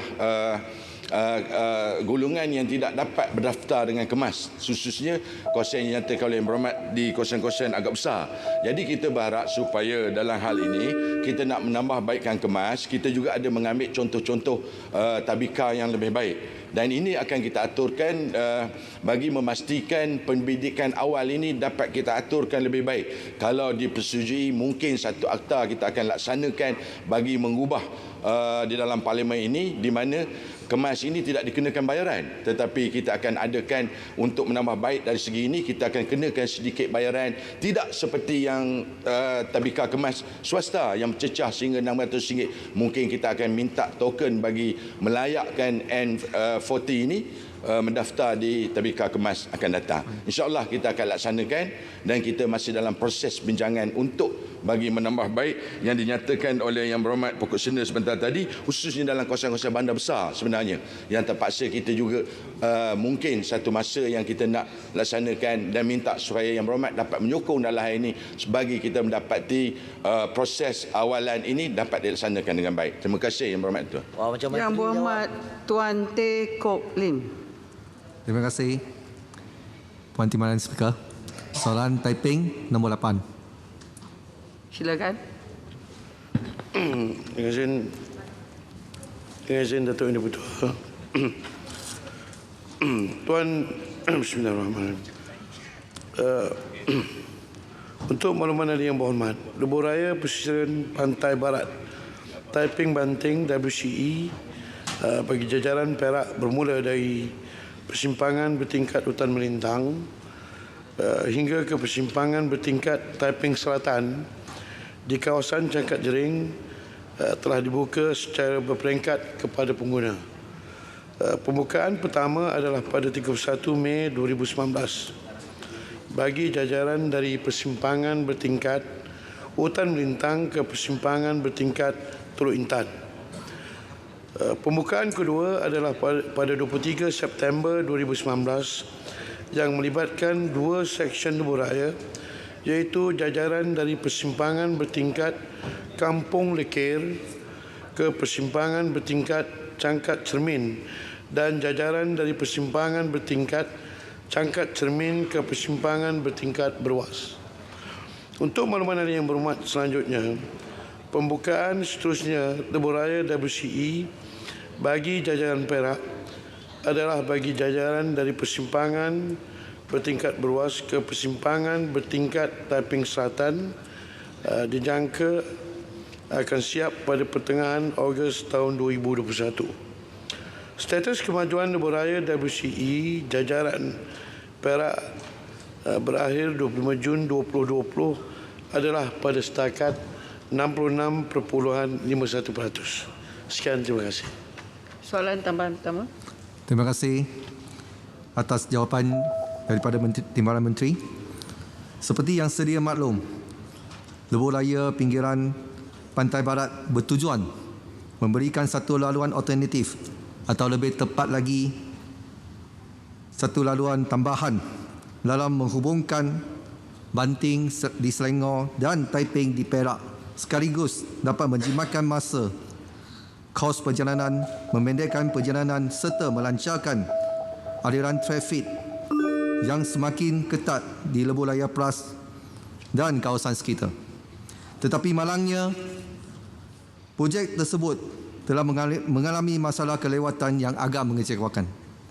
Soalan tambahan saya ialah, apakah langkah-langkah yang telah diambil dan akan diambil oleh kementerian demi memastikan projek akan siap pada tempoh yang telah dilanjutkan itu, dan lebih penting lagi, kelewatan tidak akan diulangi pada projek-projek kerajaan yang akan datang. Minta penjelasan. Terima kasih. Silakan. Izin Datuk Yang Dipertua. Terima kasih kepada Yang Berhormat Taiping atas soalan tambahan yang diberikan. Untuk makluman Yang Berhormat, saya mengakui apa yang disebutkan sebagai kelewatan untuk menyempurnakan projek WCE tersebut, khususnya daripada kawasan di kawasan Yang Berhormat dari Berwas ke Taiping Selatan, yang mana jangkaan sepatutnya jalan tersebut kalau mengikut jadual seharusnya telah siap pada tahap 54% kalau mengikut jadual. Tetapi kalau dilihat peratusan sebenar, jalan tersebut hanya siap pada setakat 33%.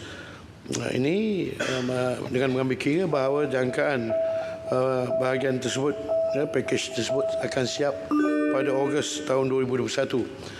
LLM dan JKR sini sentiasa memantau untuk memastikan kontraktor-kontraktor yang terlibat akan mematuhi jadual yang telah ditetapkan mengikut syarat-syarat di dalam kontrak.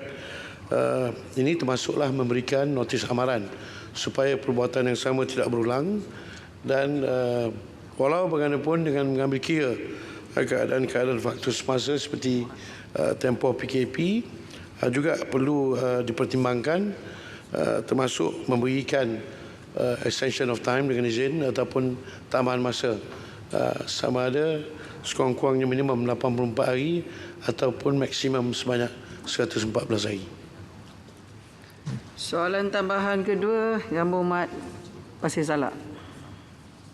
Terima kasih Datuk Seri Yang Dipertua.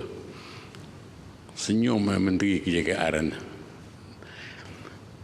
Jalan yang terlibat ini melalui kawasan saya Pasir Salak di seberang Perak sebelah Pasir Salak.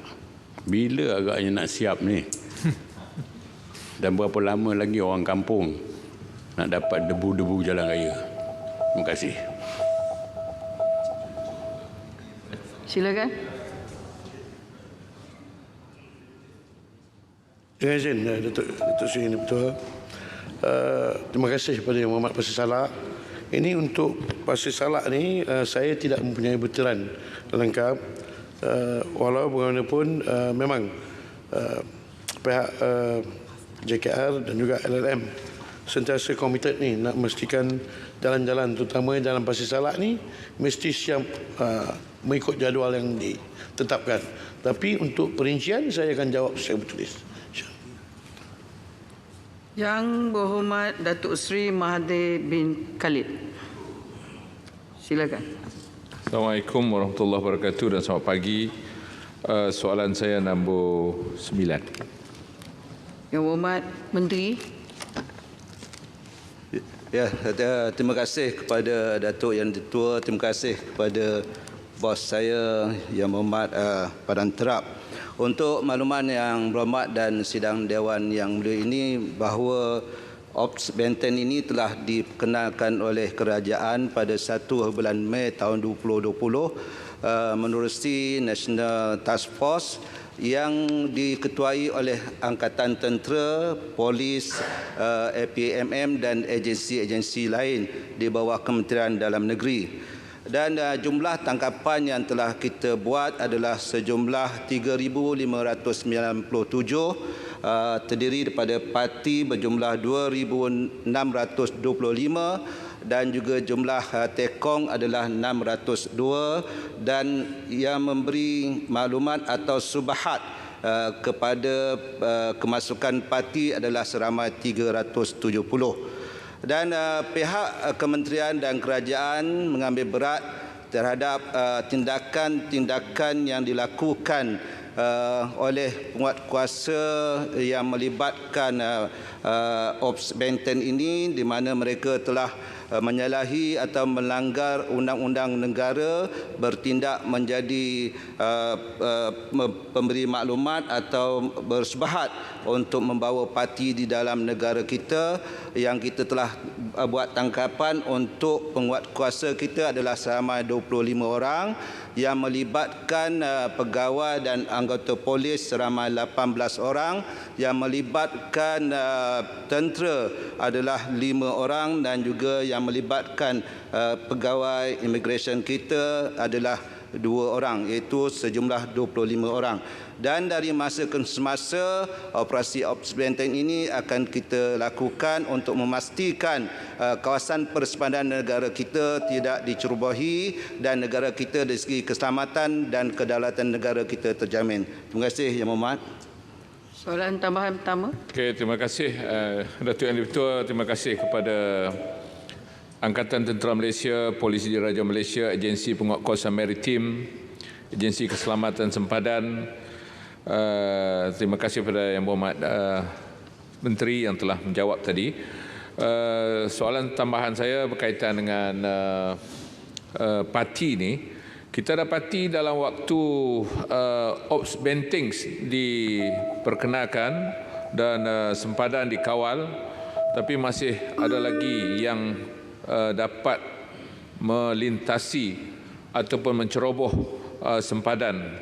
Dan hari ini soalan saya nak bertanya kepada Yang Berhormat, Timbalan Menteri, depo tahanan yang ada di depo tahanan immigration, saya kira jumlah parti yang masuk ini sudah tentulah akan menjadi bebanan kepada depo tahanan immigration. Jadi sekarang ni bagaimana kalau Yang Berhormat dapat memberi jawapan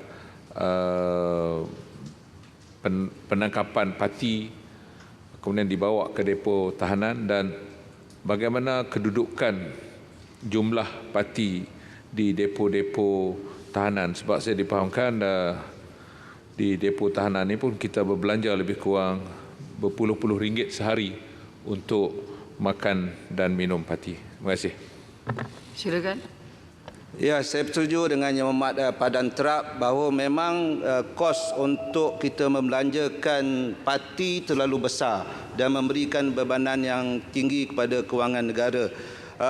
Perbelanjaan seorang parti termasuk makan, minum, persiapan tempat dan juga proses untuk kita menghantar pulang kepada negara asal atau negara sumber adalah sejumlah RM90 satu kepala seorang parti. Jadi kalau kita nak lihat kepada data-data kita, kalau kita tengok pada tahun 2017 kita telah tangkap 48,464 orang dan pada tahun 2018 kita tangkap 48,372 orang. Bagi tahun 2009 kita tangkap 51,300 orang. Kalau kita tengok 3 tahun berturut-turut 2017, 2018, 2019 kita tangkap itu panjangnya 50,000 setiap tahun. Dan oleh kerana COVID pada tahun 2020 ini kadar tangkapan kita kurang iaitu 18,092.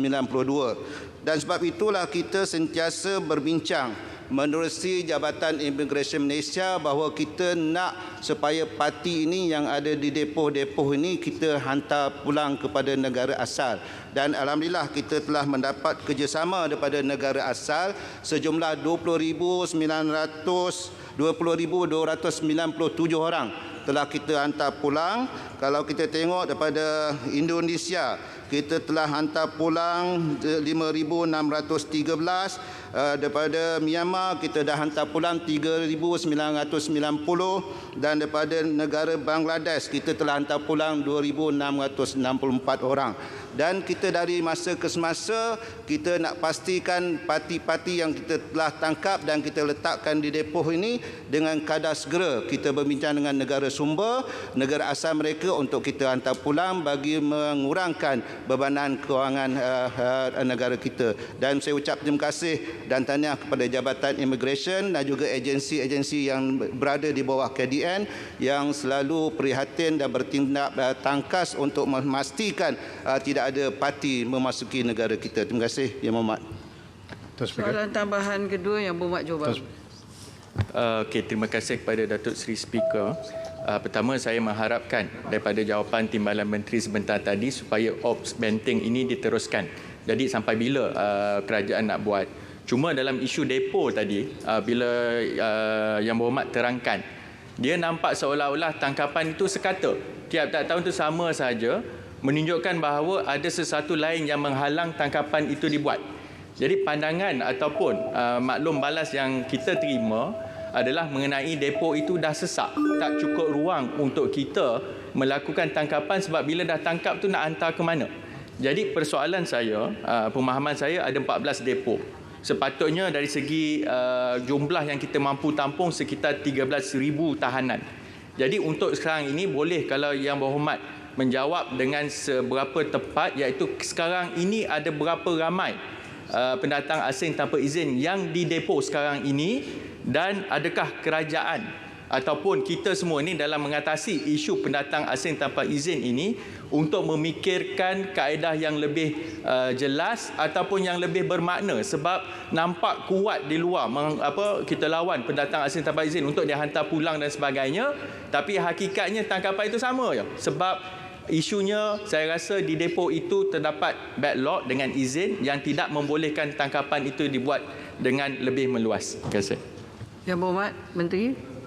Terima kasih kepada sahabat saya Johor Bahru. Memang dari masa ke semasa Ops Benteng ini kita akan teruskan.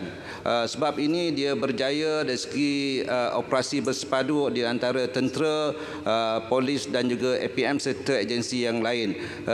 Kerana ketiga-tiga atau agensi yang terlibat berkongsi maklumat dan risikan, termasuk juga maklumat daripada orang ramai. Sebab itu saya jelaskan pada jawapan yang pertama tadi, saya katakan bahawa kita tidak peduli atau akan mengambil tindakan yang amat tegas kepada rakyat Malaysia, warga negara kita yang menjadi petualang kepada negara kita, yang berurusan bersebahat menjadi pemberi maklumat atau menguruskan tekong atau menjadi tekong di dalam negara kita untuk membenarkan negara kita dicerobohi oleh parti. Dan tentang angka jumlah dari segi statistik mengikut depo-depo, saya akan bekalkan kepada Yang Berhormat supaya angka ini tidak lari daripada fakta yang sebenar. Terima kasih Yang Berhormat. Tuan Speaker. Soalan tambahan satu lagi. Tuan Speaker. Hulu Langat. Tambahan dah 2 kan? Ya. Satu je lagi. Satu lagi Tuan Speaker. Satu last ya. Sembang Renggam. Sembang Renggam. Okey, terima kasih Tuan Speaker. Ringkas ya, ringkas. Ya, Yang Berhormat Menteri, antara pihak yang terbabit di dalam menjaga sepadan kita daripada dimasuk oleh parti, kalau di Johor itu ialah PGA. Dan kebetulan kamp batalion kelima PGA berada dalam Sempang Renggam, dan sering apabila kita berkunjung ke kamp tersebut, yang diadukan ialah tentang pos-pos kawalan yang mengawal pintu-pintu kemasukan parti, hotspot ini, keadaan yang begitu uzur dan daif. Saya sendiri telah melihat beberapa pos tersebut memang kita dapati begitu uzur lah. Jadi kita memikirkan keselamatan, kebajikan para anggota yang bertanggungjawab dan juga berkorban untuk mempertahankan sepadan kita. Kita meminta agar pihak kementerian dapat membaik pulih, naik taraf, pos-pos kawalan yang ada 10 buah di sekitar Johor ini dapat disegerakan. Kita minta komitmen kalau boleh dalam tahun ini juga. Terima kasih Tuan Speaker. Silakan Yang Berhormat. Terima kasih Yang Berhormat Datuk Speaker. Dan saya terima kasih kepada pandangan dan maklumat yang dibekalkan oleh Yang Berhormat Sempang Renggam terhadap keadaan pos-pos di kawasan PGA Sempang Renggam. Memang menjadi hasrat Menteri dan KDN untuk memastikan bukan saja PGA kita berikan perhatian dari segi keadaan tempat untuk mereka beroperasi, termasuk juga kediaman dan sebagainya. Dalam masa kini pihak Menteri dan KDN sedang memperhalusi supaya tidak ada lagi pertindihan di antara EXIM, iaitu yang menjaga sempadan dengan PGA, dan kita nak selaraskan supaya PGA ini kita perkasakan lagi di bawah PDRM ni, dan insyaAllah dalam masa terdekat Yang Berhormat Menteri akan mengumumkan sesuatu yang begitu berharga untuk PGA dalam kita memastikan sepadan kita dapat dijaga dengan sempurna. Terima kasih Datuk Speaker. Terima kasih Yang Berhormat. Saya mempersilakan Yang Berhormat Puan Hajah Fuziah binti Saleh. Terima kasih Tuan Yang Ditua. Soalan saya nombor 10. Silakan Yang Berhormat Menteri. Ya. Terima kasih Tuan Speaker. Terima kasih Yang Berhormat yang bertanya. Yang di-Pertua, situasi pandemik COVID-19 serta pelaksanaan Perintah Kawalan Pergerakan PKP mulai 18 Mac 2020 telah menyumbang kepada peningkatan dalam pembelian secara atas talian. Para peniaga yang selama ini menjalankan perniagaan hanya dalam premises perniagaan turut beralih kepada perniagaan atas talian dan mula menyediakan kemudahan tempahan secara maya. Berdasarkan rekod Jabatan Perangkaan Malaysia, sebanyak 39.3% peningkatan telah direkodkan bagi transaksi atas talian pada Mei 2020 ini, dan ini dengan year on year jadi berbanding dengan Mei 2019. Ini merupakan satu titik permulaan yang baik dalam usaha membangunkan perniagaan berkonsepkan digital, khususnya dalam sektor peruncitan. Kementerian menggalakkan perkembangan ini, iaitu peralihan dari model perniagaan fizikal ke platform digital bagi membolehkan perniagaan meneruskan kelangsungan operasi. Sehubungan itu, Kementerian telah melaksanakan beberapa inisiatif dalam meningkatkan peluang perniagaan di atas talian, khususnya dari kalangan peruncit. Sebagai contoh, Kementerian telah mengambil inisiatif mengadakan sesi libat urus bersama-sama wakil pengenali pasar dalam talian atau marketplace bagi membincangkan kaedah dan penyelesaian terhadap isu-isu berkaitan e-dagang. Antara hasil awal adalah kejayaan dalam memberi peluang kepada peniaga meluaskan pasaran produk mereka seperti hasil segar dan makanan laut menerusi marketplace yang terpilih semasa tempoh PKP tersebut. Kementerian juga telah melaksanakan advokasi secara digital melalui penghasilan infografik digital yang dimuat naik melalui media sosial kementerian, iaitu berkaitan garis panduan yang perlu diketahui oleh peniaga dalam menjalankan transaksi dalam talian.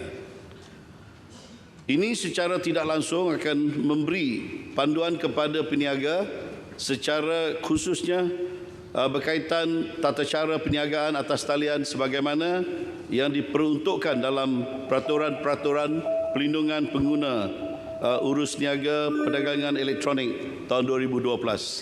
Sekian, terima kasih. Terima kasih Yang Berhormat Menteri. Oleh kerana masa telah tamat, kalau boleh kita tulis. Ya, kalau ringkas satu saja Yang Berhormat. Ya. Terima kasih Tuan Yang Di-Pertua.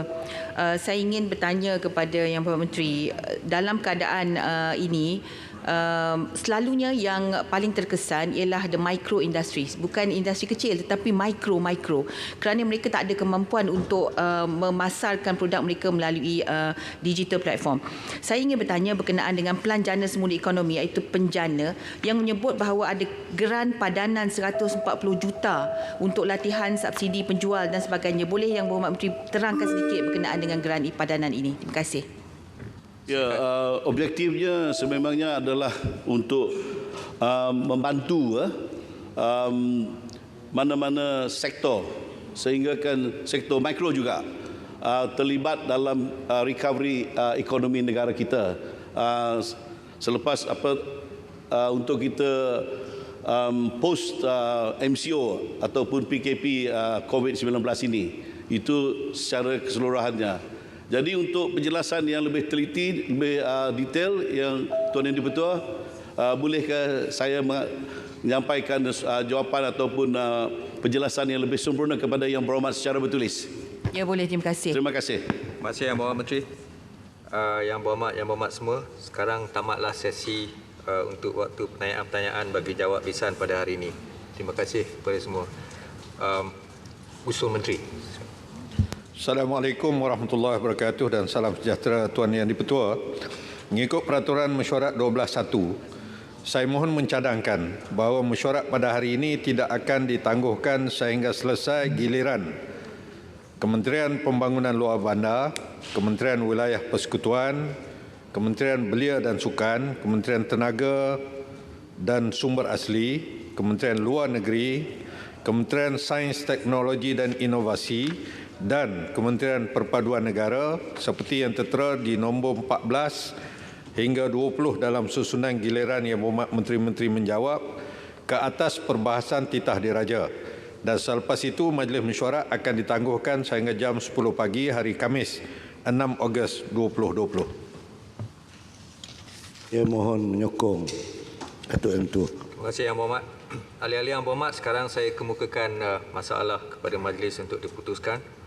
Masalahnya ialah usul seperti yang dikemukakan tadi hendaklah disetujukan. Ahli-ahli yang bersetuju, sila kata bersetuju. Yang tidak, kata tidak. Lebih suara bersetuju, maka usul disetujukan. Aturan urusan mesyuarat dan usul-usul. menyambung semula perbahasan ke atas usul menjunjung kasih atas titah diraja ke bawah Duli Yang Maha Mulia Seri Paduka Baginda Yang di-Pertuan Agong. Saya mempersilakan Yang Berhormat Menteri Pembangunan Luar Bandar. Yang Berhormat Tuan Speaker, Jurutung. Ya. Isu peraturan. Saya.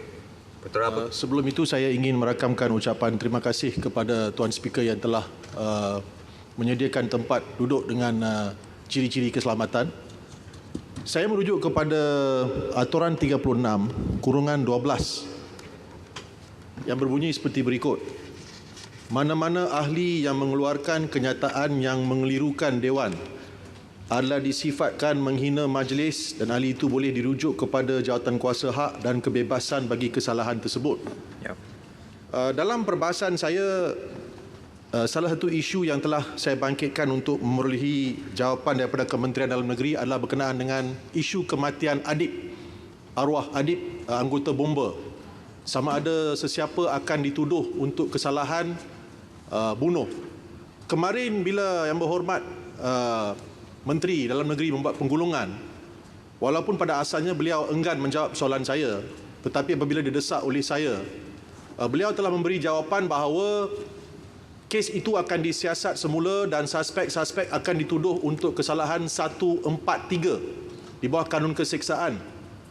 Now, Tuan Speaker sebagai seorang pengamal undang-undang sedia maklum bahawa kesalahan membunuh adalah kesalahan di bawah Seksyen 302 kanun keseksaan. Kesalahan 143 adalah kesalahan merusuh. So, ia tidak menjawab soalan saya, tetapi Yang Berhormat di sebelah sana mungkin tak faham, mereka pakat bertepuk saja. Soalan saya adalah, siapakah yang akan dituduh untuk kesalahan membunuh di bawah Seksyen 302? Dan Yang Berhormat Menteri juga telah menjawab. Mungkin Yang Berhormat Kota Baru ada di sini boleh, sebagai seorang pengamal undang-undang, boleh memberi penjelasan. Adalah kes inquest itu akan dibuka semula. Nah, itu tidak menjawab soalan-soalan yang dibangkitkan oleh saya.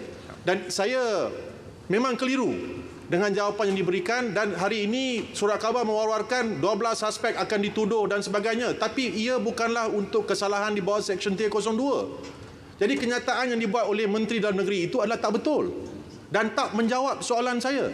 Ini adalah perkara serius yang melibatkan nyawa seorang. Boleh saya So saya mohon Yang Berhormat memberi petua, Yang Berhormat Speaker memberi petua atas perkara ini. Terima kasih. Saya dapat apa yang dibangkitkan. Pertama sekali saya ingat masa itu saya yang preside, saya yang jadi di kerusi ini. Saya ingat Yang Berhormat Menteri Dalam Negeri mengatakan bahawa 12 orang itu akan dipanggil semula untuk memberi statement dan bukan dituduh. Saya ingat saya lah, saya kena check handset. Tapi saya ingat saya yang dikatakan oleh Yang Berhormat Menteri ialah mereka ini akan dipanggil semula untuk diambil statement, diambil kenyataan semula. Meaning file tu dibuka semula dan akan disiasat semula dan mereka akan dipanggil untuk diambil kenyataan semula dan bukan untuk dituduh itu ini. Sebagaimana yang saya ingat dan yang saya faham lah. Ya. Walau bagaimanapun, mengikut peraturan 36.12, kalau hendak dibangkitkan soal pengeliruan Dewan, maka Yang Berhormat perlulah merujuk beliau kepada Jawatankuasa Hak dan Kebebasan, maka perlu satu usul lah mengenai perkara itu. Yang Berhormat Speaker, saya cuma merujuk itu adalah perkara kedua. Ya. Tapi cuma sebelum ini, bila kita menjadi kerajaan, bila sesuatu jawapan diberikan oleh seorang menteri, Yang Berhormat di sebelah sana akan datang balik ke Dewan dan akan membuat bantahan. Kononnya bahawa jawapan itu tidak menjawab kepada persoalan yang dibangkitkan. Itu boleh ditulis kepada saya sebagai speaker dan tunjuk bagaimana benda itu mengelirukan, dan usul boleh dikemukakan untuk diambil tindakan melalui Jawatankuasa Hak dan Kebebasan. Baik, saya ambil maklum Tuan Speaker, tapi saya cuma merayu supaya bila memberi jawapan itu, kementerian dan menteri lebih bertanggungjawab supaya perkara yang diminta itu dijelaskan dan dijawab dengan lebih tepat lagi. Mesti, tapi kita pun tak boleh paksa menteri menjawab soalan. Itu hak dia. Kalau dia tak nak jawab soalan mengikut kerana sebab-sebab kepentingan awam sebagainya, beliau boleh di dalam standing order untuk tidak menjawab. Tapi seingat saya semalam Yang Berhormat Menteri menjawab Dan jawapannya ialah fail itu akan dibuka semula dan mereka-mereka yang telah dipanggil dahulu, 12 orang itu akan dipanggil semula untuk diambil kenyataan semula. Itu yang saya ingat yang beliau jawab. Tuan Speaker, itu juga adalah tidak betul. Tuan Speaker, itu juga adalah tidak betul. No, biar izinkan saya, Datuk Speaker, selaku Timbalan Menteri Dalam Negeri. Ya, Muhammad Jelutong, izinkan saya. Ya. Pertama, saya berada di dalam Dewan dengan penuh teliti mendengar penggulungan Yang Berhormat Menteri saya. Ya. Tidak ada perkataan yang mengatakan bahawa beliau enggan atau melarikan diri untuk menjawab. Memang telah dinyatakan oleh Yang Berhormat Menteri, jawapan telah disediakan. Ya. Tetapi oleh kerana masa dan keadaan ketika itu Dewan begitu agak kecoh, masa kita tidak cukup. Dan Yang Berhormat Menteri minta kebenaran daripada Datuk Speaker sekiranya diberikan masa tambahan, dan alhamdulillah masa tambahan 15 minit telah diberikan kepada Yang Berhormat Menteri saya di bawah Kementerian Dalam Negeri. Dan Yang Berhormat Menteri sebut memang ada jawapan dan ditunjukkan jawapan ada di tangan dia. Jadi tak timbul perkataan atau unsur-unsur Yang Berhormat Menteri saya enggan atau mengelak untuk memberikan jawapan. Pertama. Yang kedua, memang jelas apa yang telah disebut oleh Yang Berhormat dan Datuk Speaker tentang siasatan semula. Status siasatan semula ni ada dua perkara yang penting yang saya nak ulang sekali lagi, bahawa kertas siasatan telah dirujuk semula kepada Jabatan Peguam Negara. Biarlah Jabatan Peguam Negara meneliti terhadap dua isu. Yang pertamanya sama ada ingin terus menuduh 12 orang suspek di bawah Seksyen 143 Kanun Kesiasaan, iaitu merusuh. Ini tepat disebut oleh Yang Berhormat Menteri. Yang kedua tentang mengadakan inkuest semula. Kalau ini dipersetujui oleh Jabatan Peguam Negara, kita akan teruskan. Sebab itu kementerian mencadangkan sahaja terhadap dua isu yang telah dijelaskan oleh Yang Berhormat Menteri. Saya ingat ini cukuplah Yang Berhormat Datuk Speaker untuk saya jelaskan. Terima kasih. Saya nak jelaskan sikit. Sebenarnya saya kata tadi saya yang preside, bukan saya. Saya tengok live stream. Saya tengok live stream sebenarnya. Dan saya rasa Yang Berhormat Kuala Kerau mempunyai ingatan yang lebih baik daripada saya. Memang benar, itu yang saya tengok live stream, memang itu yang diperkatakan oleh Yang Berhormat Menteri. Betul. Tapi Yang Berhormat Jelutong, kita ada banyak untuk dibahaskan. Baik. Saya ambil maklum, Tuan Speaker, saya ambil maklum. Kalau Yang Berhormat berpendapat bahawa ia mengelirukan, tulis kepada saya, dan Yang Berhormat memang ada hak untuk... saya cuma risau. Very well. Saya akan ambil maklum dan... Jelutong nak jadi hero lah tu. Bukan. Ini bukan jadi isu jadi hero, Yang Berhormat. Bukan publicity. Dulu apa dia buat. Kita minta penjelasan. Okey, Yang Berhormat Jelutong, Yang Berhormat Speaker, kita telah diminta oleh orang ramai. Dan Yang Berhormat Jelutong pun bercakap di dalam perbahasan apa status kedudukan kes Adib. Ya, betul. Dan Yang Berhormat Menteri melalui KDN telah jelas menyatakan dua perkara besar yang kita rujuk pada Jabatan Peguam Negara. Sabarlah Yang Berhormat, selaku peguam yang berpengalaman, Yang Berhormat memang tahu proses bagaimana untuk kita lakukan perkara ini. Terima kasih. Cukuplah Yang Berhormat. Cukuplah Yang Berhormat. Saya, Speaker, ia tak... Okey. Kita ada banyak nak dibahaskan. Saya ambil perhatian apa yang dibangkitkan oleh Jelutong. Memang benarlah kalau ditanya soalan seboleh-bolehnya dijawab dengan tepat. Saya persilakan Yang Berhormat Menteri Pembangunan Luar Bandar. Terima kasih Datuk Mentu. Semasa perbahasan titah diraja Dewan Rakyat yang berlangsung selama 11 hari daripada 13 hingga 29 Julai yang lepas, ramai 32 orang ahli-ahli Yang Berhormat yang majoritinya daripada ahli Yang Berhormat Luar Bandar telah sudi berbahas dan mengajukan pertanyaan, isu, cadangan, pandangan kepada kementerian. Terima kasih. Kami di KPLB mengucapkan kepada ahli-ahli Yang Berhormat seperti kata pantun orang tua-tua dulu, tenang-tenang air di laut, sampan kulit mudik ke Tanjung, hati berdetik, mulut menyebut, budi wabi yang tanya, rasa nak junjung. Datuk Yang Ketua, kami di KPLB mengkelaskan pertanyaan 32 ahli-ahli yang berhormat ni kepada beberapa perkara pokok, iaitu program prasarana KPLB yang melibatkan bekalan air luar bandar, jalan luar bandar, jalan perhubungan desa, bekalan elektrik luar bandar, ameniti sosial dan juga lampu jalan kampung. Dua, ramai juga yang bertanya mengenai program keusahawanan dan peningkatan ekonomi masyarakat luar bandar. Isu yang ketiga, program perumahan rakyat termiskin, dan juga menyentuh isu-isu yang berkaitan dengan pelbagai agensi di bawah KPLB seperti MARA, KEMAS, SEDA, FEKRA. Jadi ucapan terima kasih. Saya mulakan dengan Yang Berhormat daripada Gerik, Yang Berhormat Pontian, Yang Berhormat Papar, Yang Berhormat Kinabatangan, sahabat saya, Setiu, Tanjung Manis, Libaran, Batu Sapi, Tenem, yang membangkitkan isu-isu yang berkait rapat dengan bekalan air luar bandar. Untuk maklumat Yang Berhormat, Kerajaan Persekutuan sentiasa bekerjasama dengan kerajaan negeri dalam usaha untuk meningkatkan liputan bekalan air kepada penduduk luar bandar.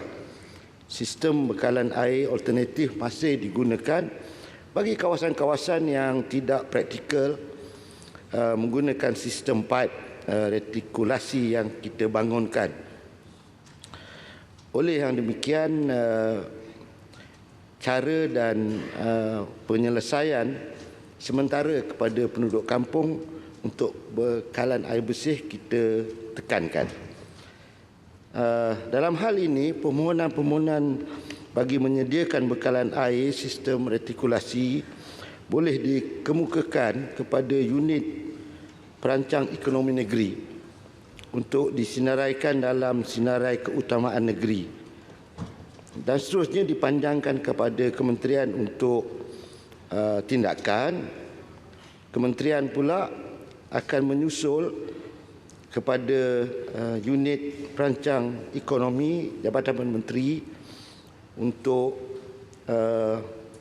dimurnikan sehingga kelulusan dan kedudukan kewangannya tersusun, maka projek tersebut akan dimulakan. Mulai daripada tahun 2017, kementerian telah diperuntukkan sejumlah 285.78 juta untuk melaksanakan bekalan air luar bandar melibatkan lebih daripada 4,000 buah kampung. Bagi tahun 2018, 283 juta peruntukan telah diterima melibatkan lebih daripada 3,000 buah rumah di kawasan luar bandar yang menerima bekalan air bersih dan terawat.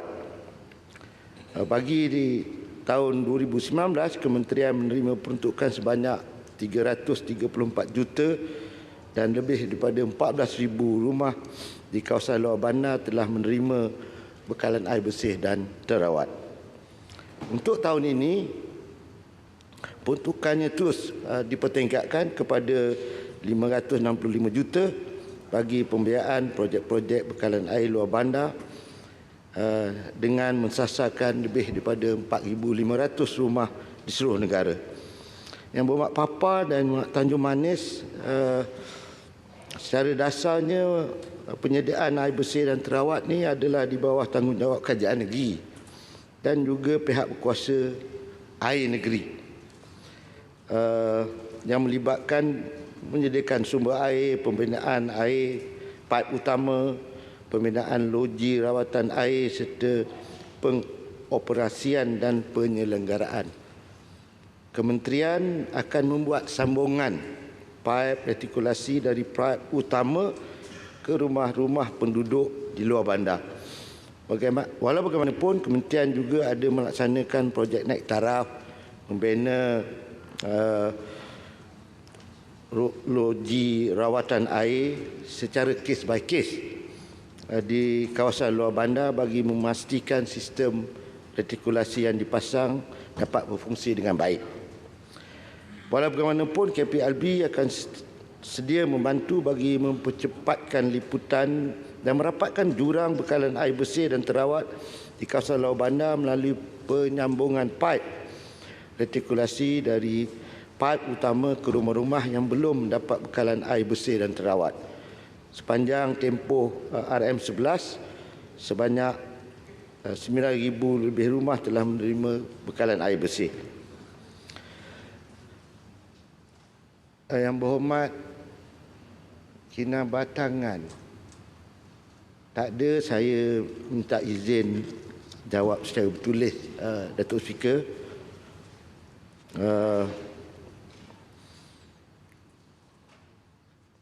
Bagi Yang Berhormat Setiu,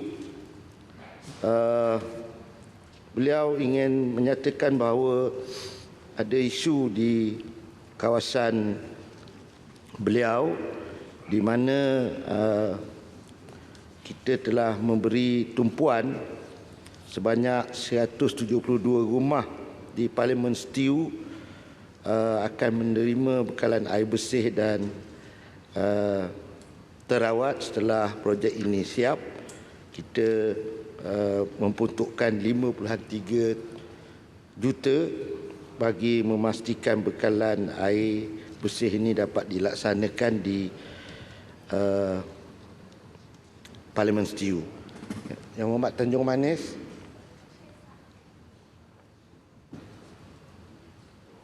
izinkan saya menjawab secara bertulis. Datuk Yang Pertua. Yang Berhormat Libaran.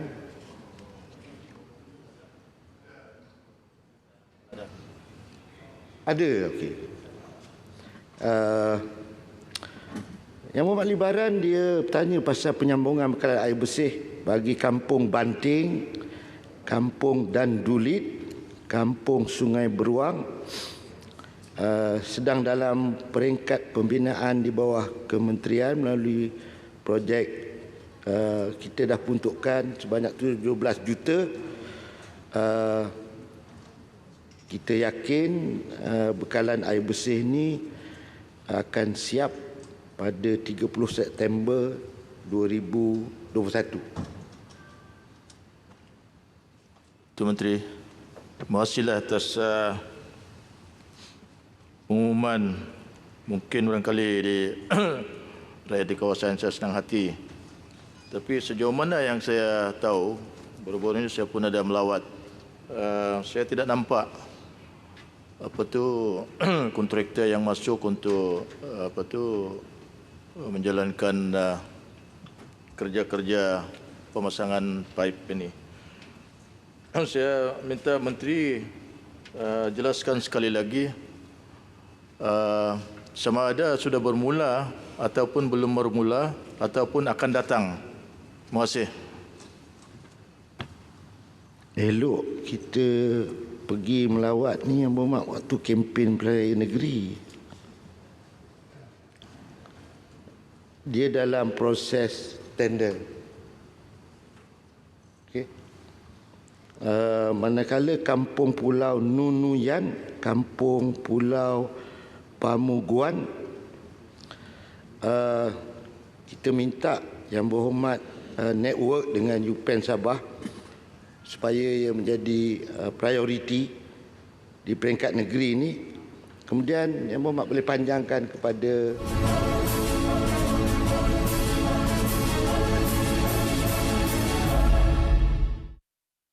Bertemu kembali. Pertanyaan jawab lisan sehingga soalan yang ke-10 tadi yang telah pun dibangkitkan oleh Ahli Parlimen Kuantan, Puan Hajah Fuzia binti Salim meminta Menteri Perdagangan Dalam Negeri dan Hal Ehwal Pengguna menyatakan lanskap terkini perniagaan dalam talian ketika situasi pandemik COVID-19 dan apakah langkah kementerian bagi membantu peniaga beralih dari model perniagaan fizikal ke platform digital untuk meneruskan kelangsungan perniagaan mereka, dan soalan ini telah pun dijawab oleh Menteri sendiri iaitu Dato' Alexander Nathalinggi.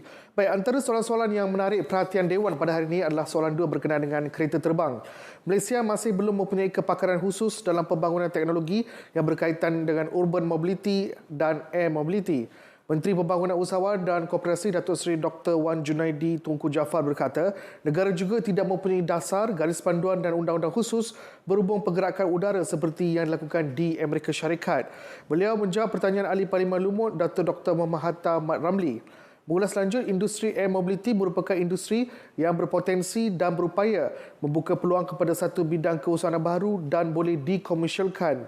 Bagaimanapun, keutamaan Kementerian Pembangunan Usahawan dan Koperasi pada ketika ini ialah melaksanakan program inisiatif yang telah ditetapkan dalam Pelan Pemulihan Usahawan dan Koperasi.